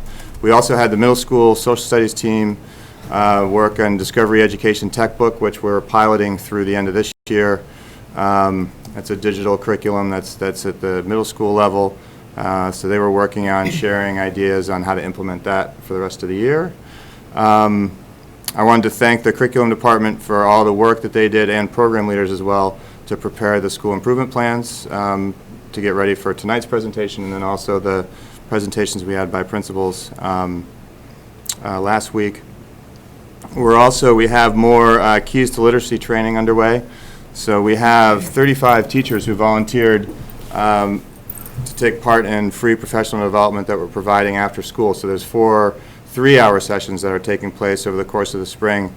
Another cohort of teachers to learn the comprehension routine, which is basically a series of strategies for kids and for teachers to increase their critical reading and writing skills. What's nice about it is it's applicable to a lot of these routines, and a lot of these strategies, classroom strategies, are designed for kids at all grade levels and in all content areas. The feedback we received for the first bunch of teachers who did this last year was really positive. These are strategies that they're using actively and continue to train other teachers on. So an additional 35 teachers with these skills that will continue to grow and develop these literacy skills across the curriculum. And what's nice is we have from high school all the way down to kindergarten teachers. And there's 2 trainers, and they're differentiated K to 3 and then 4 to 12. So that's underway. And then we have the park field tests that are going to happen this spring. So we'll have some students who will be taking MCAS and then also taking a couple of sessions of the park tests. We've identified the students randomly who will be taking those. We'll have 2 classes of 3rd graders at the Vets, 2 classes of 5th graders at the Oakland Vale, and 2 classes of 5th graders at the Waybright, some 6th graders, 8th graders, and then some classes at the high school, geometry, 9th grade ELA, and 11th grade ELA. So the students have been identified. We've uploaded all the demographic information that we need to the state, and now we're just awaiting, more specific instructions from them on other things we need to do to prepare. We're going to make sure that the window's wide enough so that the students who do take the park have already taken their MCAS. I mean, MCAS and how kids do, for us is still priority number 1. So even students who do need to take the park will be focused on getting ready for their MCAS exams and then having the field test after that. I feel strongly that this again is, we don't get any results back, so it's not really helping us that much. It's again to make sure that the test is valid for when we do give it to all the tests, and it gives us some information in terms of the process and what the test is going to look like, but we don't get any data back, which is unfortunate. So again, my priority is to make sure kids are ready for the MCAS. That's priority number 1. But we are doing everything that we need to do so that the field test goes through with as minimal of a disruption as possible. Are the students aware that they're taking that? The students Ones who've that been were selected chosen? are not aware yet. No, I mean, we'll make sure. Because you just announced the classes, so now everyone that has a Waybright student that's watching is... 5th grade. Yeah, and again, I would just emphasize to people who are listening, it's not, it's more of an inconvenience, I guess, from my point of view, unfortunately. I mean, we want to take it seriously, and we want the kids to take it seriously, but it's not anything that's going to be directly connected to their grades or how they're performing. It's more of, they need data back to see how the test compares to, what they're doing on MCAS. So, we're going to be, the next step will be, once we have a specific idea of specific procedures, is contacting families of kids who'll be testing and just assure them that there's, it's not going to detract from the things they're working on in school or in any way going to be reflective on their grades or performance in school. Yeah, there should be no anxiety. No anxiety, absolutely. And again, it's just, it's something that we need to do to get ready for the following year. Yeah. I think it's beneficial that we partake in this test anyway. And it's totally, it's totally random, so they're not selected, for anything other than just, you get, here are your list of classes, and you pull the class out of the hat. That's the one that gets the test. So that's in the spring.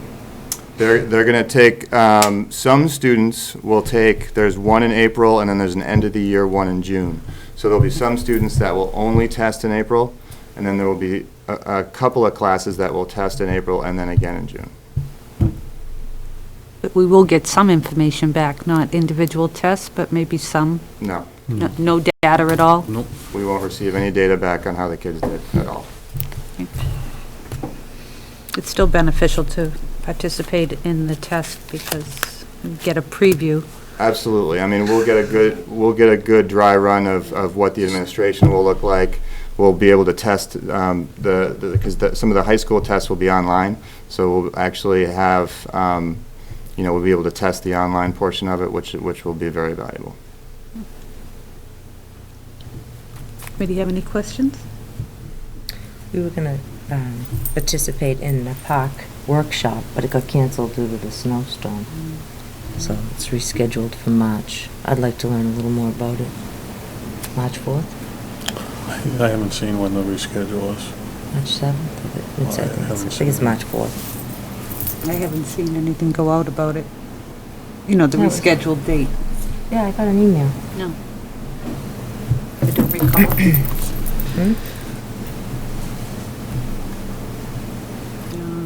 Next, we do have report of subcommittees, but I do know the athletic subcommittee was canceled. Was that rescheduled?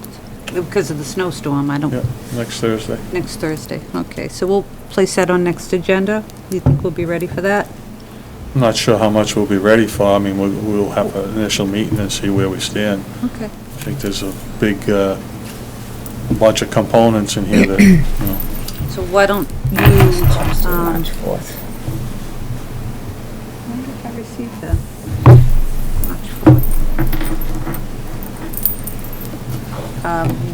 Maybe it would be best if you notify me in advance if you're ready for a report at next meeting. Oh, you know, I'll have something. I'm not sure But I- it'll be definitive, but But if there's going to be a recommendation, we need something in advance so that we're not receiving it the night of a meeting.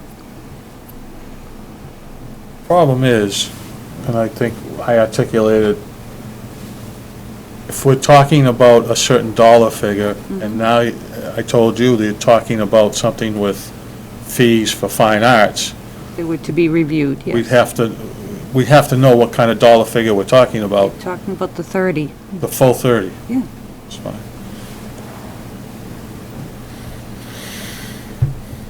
Because we have to analyze the budget that we have now to see where we stand in terms of the possible deficit, that we had a structural deficit going into the year, so. Right, I so have to- so you'll be meeting next week. Yep. Which will probably give time unless you have to set another meeting after that, is that what you mean? But you should have a good handle on if you will have a report, so it can be Yep. put on the agenda. Just notify me after the meeting and let me know. Mhm. Thanks. And the other, of course, was Finance Subcommittee, which did not have their report ready for this evening, but will have it at next meeting as well. We do not have any old business this evening unless I missed something. And, back to reports of subcommittees. It was my misunderstanding, I wanted to apologize. I had asked when I was setting the agenda, Ms. Riley, who's the chairman of the Food Service Subcommittee, if she had requested to be placed on this agenda for a report, and she said, no, they weren't ready. They didn't have anything. I realized when I went back through my notes, it was Mr. Grabowski, you had requested a report in January. Did we receive that report? And it wasn't from food service, or it was? When was the last when was the last food service report that we got? Do you remember? Yes, you received November of 2013, and I actually just received December's today, so it's too late to put in the packet. That's fine. If we could place that on next. The in next, yeah. of course. But I wanted to apologize because I had it mixed up with subcommittee rather than food service report, I thought. When I And- read it, that it was We did have a food. subcommittee meeting, but we had had it the day before, so she didn't have the report ready. Right. So that's probably on the next agenda as well. Well, I keep a running list of things for the agenda, and it said January meeting, food service report. Well, I automatically thought it was subcommittee, but it wasn't. It was, when I went back to my notes, it was Mr. Grabowski had asked for the, Just in terms of subcommittee, I want to start getting prepared for that negotiation, shall we say, that we missed out on last year for the renewal of the contract. for that food we service. didn't have, yeah. 'Cause last year, we didn't have any negotiations. It was told to us, this is the deal, and that's it. Yeah, we talked about that. And And I think there should be some input from the committee as to We what ha- they expect. we also have transportation contract up this next year or this year? Next year. No, we renewed it last year. We have this year and next year. Right. This is the first year. This is the first year. But transportation subcommittee should review after the year? I know that they'll be meeting regarding the proposal of purchasing vehicles, so we might want to include that as well. You're on Transportation Subcommittee, correct? Yes, we have not met yet. I know. But we have a But we're couple going of to. items that I think maybe you should look into. Okay. We will. But just on the food service, we need to have some input as to what we would like to see in terms of that contract, whether in fact it should change or whatever the changes are. They shouldn't be unilateral changes like they were last time around. And that wasn't anybody's fault, but the whole process came after the fact. And I want to be proactive rather than reactive. Yep. Okay.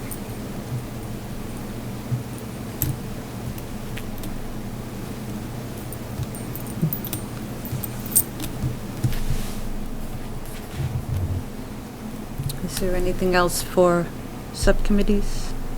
No old business, but we do have some new business.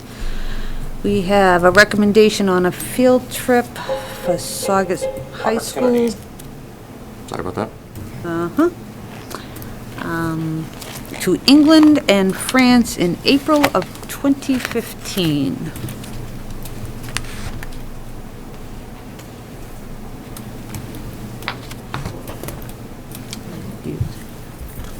Thank you. Thank you.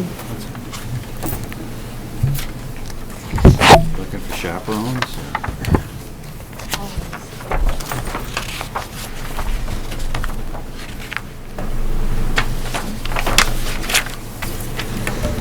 Hello, my name's Jacqueline Alonji. I'm a history teacher here at Saugus High School.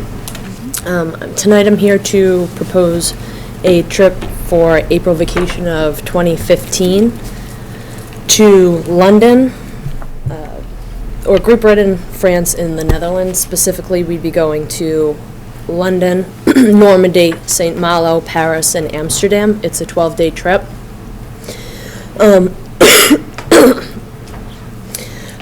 Specifically, this trip will focus in the curriculum of American and world history. There's a number of different places that we'll be seeing in each city. For example, we will be visiting Big Ben and the House of Parliament, or at least walking by and seeing them when we're in London. When we're in Normandy, we'll be touring the beaches of Normandy as well as American cemeteries. In Amsterdam, we will be touring Anne Frank's house and taking a canal tour throughout the city. And in Paris, we'll be taking a tour of the city itself, seeing the Eiffel Tower and such things as Mona Lisa. The trip, as I had said previously, is 12 days. On this trip, the students will, I've added an extension to the trip. It's originally a 10-day, but I've added an extension to Amsterdam.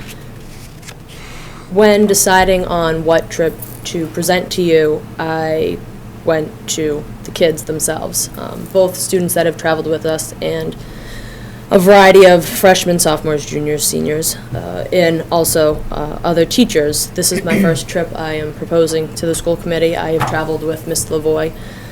This will be now my third year. We're taking the kids to Germany, Poland, Austria, and Prague this coming April. So this is my first shot at presenting it to all of you. So thank you for the opportunity. The trip itself, because it is 12 days, the cost is approximately $3,300. But that does include round-trip airfare, all transportation, all lodging, a full-time tour director, trip insurance, museum costs, and breakfast and dinner every day. The only thing the students would have to pay for is lunch and any spending money they needed. Committee have any questions? Well, since this is your first time, I think I have to ask you some tough questions. Okay. It's not my first time here, but No, okay. it's your first trip. It is, yeah, of course. Well, not our first trip, just our No, first your time. first time presenting a trip. So you filled out these forms. I did. You With the did. guidance of Ms. Lavoy, of course. I could tell, because I'm going to ask you about the standards. Okay. Okay. Because this reminds me of a Mr. Lavoy request for field trip, where there's 2 pages of standards attached. There could have been more. No. No, Mrs. Lavoy helped me since my first trip he asked me to go on was Amsterdam and Paris, and then last year we did London, Wales, and Ireland. So he sent me a couple of his, and he sat down with me and told me what worked best, and he guided me through it. I can tell. Mentor. Yes. Committee have any questions? I just think it's wonderful that they give the children an opportunity to take these trips. My daughter went last year, and I was a nervous wreck. And the way Mr. Lavoy updates the parents on a daily basis, I don't know how you have the time. I don't know how you have the energy to do that. You must stay up all night. But it really is a trip of a lifetime, and I commend them for taking the kids and having the patience. They keep them safe. They are really the best chaperones. And I don't trust my kids with anybody, and I trusted my kids with them. And I was very pleased. And really is, for some of these kids, they'll never get to leave the country. I know I never want to leave the country with my kids. So I commend you guys. It's a wonderful opportunity. And I thank you for giving the kids the opportunity to go. And it is affordable. They put them on a payment plan, and it's very feasible to do that. It's a great opportunity. Thank you. Thanks again. I have a question, not on this trip, but just in general. Why don't we do more trips within the United States for American history that is somewhat more affordable for more students rather than a $3,000 bill to go to Europe? I mean, has its advantages, but I don't never see any trips that we do to like Civil War places or places that might be American history oriented that the kids would never get to go to. Boston? Well, No, the 8th grade goes to I'm DC. talking about, just in general, some trips within the continental United States. I mean, for us personally, I think it's I mean, this trip is well and good, but I never see any trips that we do, highlighting American history. I know several years ago, I went down south in Atlanta and saw some Civil War things that I never saw, and it took me a whole lifetime to get down there to see it. And I can actually, I think, Bring address the DC your trip thought. back for the 8th grade. I proposed back, I think it was in 2005 or 2006, basically what you're asking for, in a sense, a trip that went down to DC, Gettysburg, Pennsylvania, Philadelphia as well, maybe a day in New York, so pure history trip. In order to put that trip forward, the company that did it wasn't the same as the company that we use now. We had to put down a $1,000 deposit, and we needed, I think it was 25 kids to guarantee the trip. We only had 17 enroll, and out of pocket, I lost $1,000. no, that's So I think it's based on student interest. Okay. And the security that a company like this provides, whereas the company that we had tried to use before wasn't obviously cost effective. okay. The DC trip that they take in the 8th grade is itself like close to $700, and that's only, 4 days? So, I mean, it's about the same to stay in the country. But if you look at the Not the same. standards, it does tie into U.S. history. It's just Especially not the Normandy, U.S. I site. think is a worthwhile trip, right? that right was the now. kids' interest. Actually, when Miss Lavoy and I both asked our students what were they interested in, and they said they'd love to see the beaches of Normandy. And Miss Lavoy and I both haven't been there, so it would be a first for us as well. Good bless you. Are there any other questions? No. Seeing Great none? job. It does fit all the criteria and meets the, And if you fall short on any chaperones, just give us a... We'll let you all know. Thank you.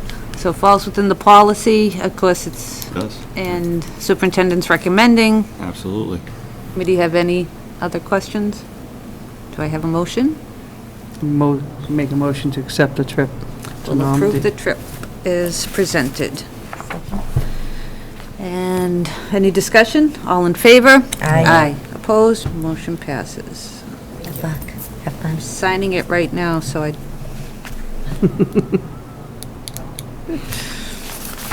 Pass that over to the super, please.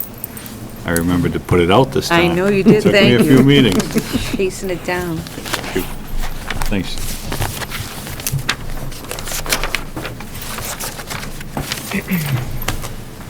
We have under new business, which I'm not even sure if this is new business, old business, some business.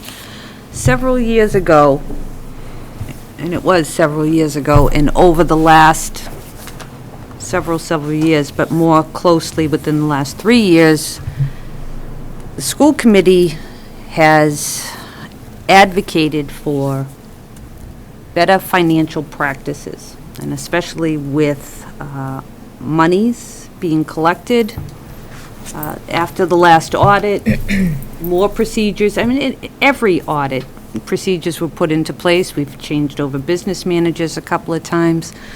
This business manager has put in what I consider very good financial practices and guidelines for employees and even booster groups. So I do appreciate that.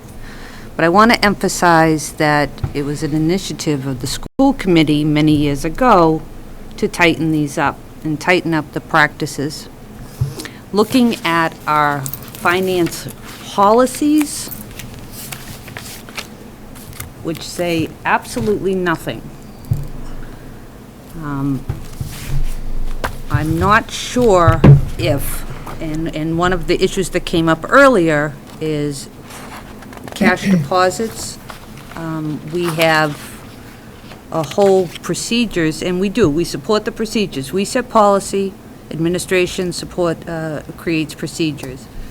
Ms. Andrews, with the approval of the superintendent, puts those procedures in place. But I'm wondering if there needs to be some kind of policy in place to handle such guidelines. Not the procedures themselves, but the guidelines and actual cash handling. On what level are you talking about? All levels. Like through, So here, someone walks in right now and they're paying all-day K, and they want to pay in cash. I know they say you can't pay in cash, you have to bring in a check, correct? I try to direct everyone to pay online. Right. yeah, I was going to say, it's usually done with a credit card, correct? Or do you have to get a Online, you bank could- check, correct? You can pay from your checking account, from your savings account. You can choose to pay by credit card. That is a convenience to the end user. Okay. And the others, such as school lunch? Well, what about the people that don't have credit cards and checking accounts? Those cost additional money to go and get a bank check. I mean, to get a money order costs money. I know, so are you saying do away with the accepting of the cash, or just set stricter Have procedures? a written guideline. as Just to- a guideline on how. This is cash at sporting events, this I mean, For the last 3 years, we've tried to shy away from handling of cash. Exactly. And I agree wholeheartedly that Ms. Andrews, since she came here, has instituted some great policies in that, and I think that's a very cost-effective way to handle the situation with no cash. I mean, I've heard stories of kids going, paying for lunch with a $10 bill, and the parents saying, well, he didn't get his change back and stuff like that. I think we don't put the worker in jeopardy, we don't put the student in jeopardy, and I agree. And I also, as Mr. Sereno said, athletic events, there's a lot of cash out there for athletic events that, as I alluded to earlier, I don't think Ms. Andrews has any control over those right now. They go directly deposited through the town accountant's office or the town treasurer's office. And I think she should have some input into knowing and setting the policy, the procedures that she wants that make the thing work better for all of us. I agree, because they have to be made out, deposits have to be made out in triplicate. And someone has a copy here. I don't understand why a copy can't be given to the business office, but just for record. But you look through, and I just printed off fiscal management goals, budget, the budget planning we already did, budget adoption, bonding of employees and officers. This, there's some here that even are notated that need to be updated due to charter change, due to other procedures that were put into place years ago. I'm not sure if this is something that we can draft as a committee, or maybe policy subcommittee can look at, finance subcommittee can look at for recommendations, but there should be something in here. There should be a policy.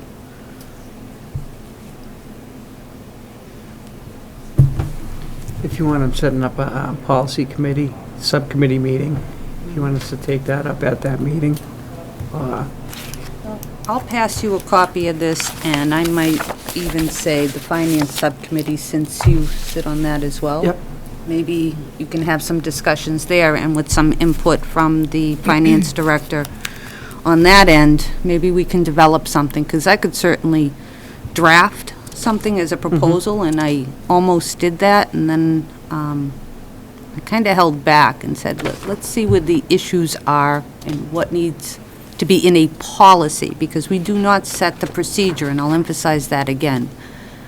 We don't set the procedures in place, just the policy. And since there's no policy at all regarding money, I think it needs to be included. I think, aren't we working, if you do two different subcommittees, you're working, I think it should be one subcommittee, whichever it may be, so that you don't have people working with different, Two different directions. Right, Right. but the finance subcommittee wouldn't be looking at the policy per se. They'd look at the financial end to make recommendation to possibly the policy subcommittee in developing such a policy. I agree that we should, I mean, she's done a great job, the business manager's done a great job in light of the situations that have happened over the last several years, and I don't think it ever should just fall flat. We should always be looking at it to improve it and make it easier. And I And also, more accountability. and I also don't want our finance director getting the brunt of any criticism for policies or procedures put into place. And the school committee should take Absolutely not. on that this is a school committee initiative, and people should understand that.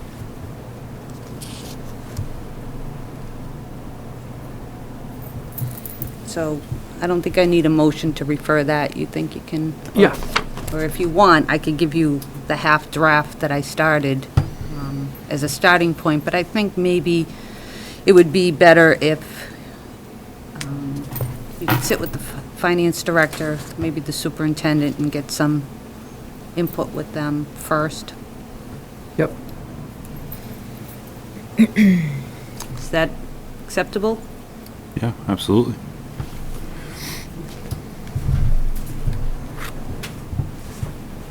Next, we have some wonderful news. We have a gift to the Saugus Public Schools. Yes. Mr. Superintendent? I'd like to, it's funny, Mr. Lavoy was here, and I just think to his random acts of kindness campaign from last year, but Bob's Discount Furniture has a promotion where they have Bob's Outreach and random acts of kindness. So I'll read the letter they sent to Jean Perry, Principal of Veterans Memorial Elementary School, in which they say, "Good day, the Outreach Department is excited to present Veterans Memorial Elementary School for a check with $1,000. And it goes on to talk about their Bob's Discount Furniture just ended a very successful program tied to our store cafes, where money was collected from local customers and given back to the schools. And we realize how important giving to the schools is, so we have come up with a new plan to budget dollars to be given to 5 schools per month, alternating states that cover a present total of 9 states. And we're lucky enough to be one of those. And please feel free to check out the all of their philanthropic efforts on mybobs.com. And we thank them for this, and I will be sending them a letter too, accepting it. So It's the board's pleasure. So how did it come about? They submitted a letter? Basically, they have, in communities in which the store's there, they give back, and there are 9 states. Just They give to random? five schools Wow. within those stores in those states per month, alternating the states, and we're lucky enough to be one of the schools, so. Wow, That is very exciting. lucky. Very exciting. We do have generous businesses in the town, and it's nice to recognize them and say thank you. But Very this is. generous as part of the Belmonte Library as well. Lots of Yes, Bob's furniture in there. That's right. That's right. The That library, it looks wonderful. learning That- commons. That library, Learning Commons. Learning Commons. Jeez, I made the same mistake. Yeah. It's just, You're it's gonna scold me. great. It's great to see that back up and running. It is, so For many so many years years, closed. yeah, no library. You have no idea how many years I volunteered in that library when it was just so dingy. Yeah, Volunteer librarian. It was nice to see it all done over. I didn't even have the opportunity because it was. That was it not- closed, It was right? closed when my kids were there, so. Shame. yeah, But it's great. open now, and those opportunities are back for our students. Mrs. Monto put a lot of work into that too, the roll-a-thon, a big part of that. Yeah, A she lot of those was. funds, yeah. So, we do have a gift, it's not designated for anything in particular, so will this be deposited in the gift account, I would Yes. assume? See how they- So, I need a motion to accept the gift to the veterans to be deposited in the gift account. I make a motion to deposit the gift into the veterans account. Accept the gift. And the chair will second. Any discussion? All in favor? Aye. Opposed? Motion passes unanimously. And of course, we send a big thank you to Bob's as well. So, there is no other business this evening? None?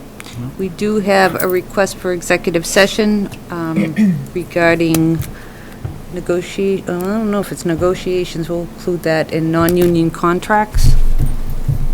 We have a motion? Probably not going to return to open session. Make a motion to adjourn? No, No. to go into executive, To open an executive session for the purpose of discuss non-union for the purpose of contracts. discussing non-union contracts. Chair will second. We need a roll call vote. Mr. Grabowski? Yes. Ms. Yes. Meredith? Mr. Sereno? Ms. Reed? Yes. Open meeting adjourned. Going into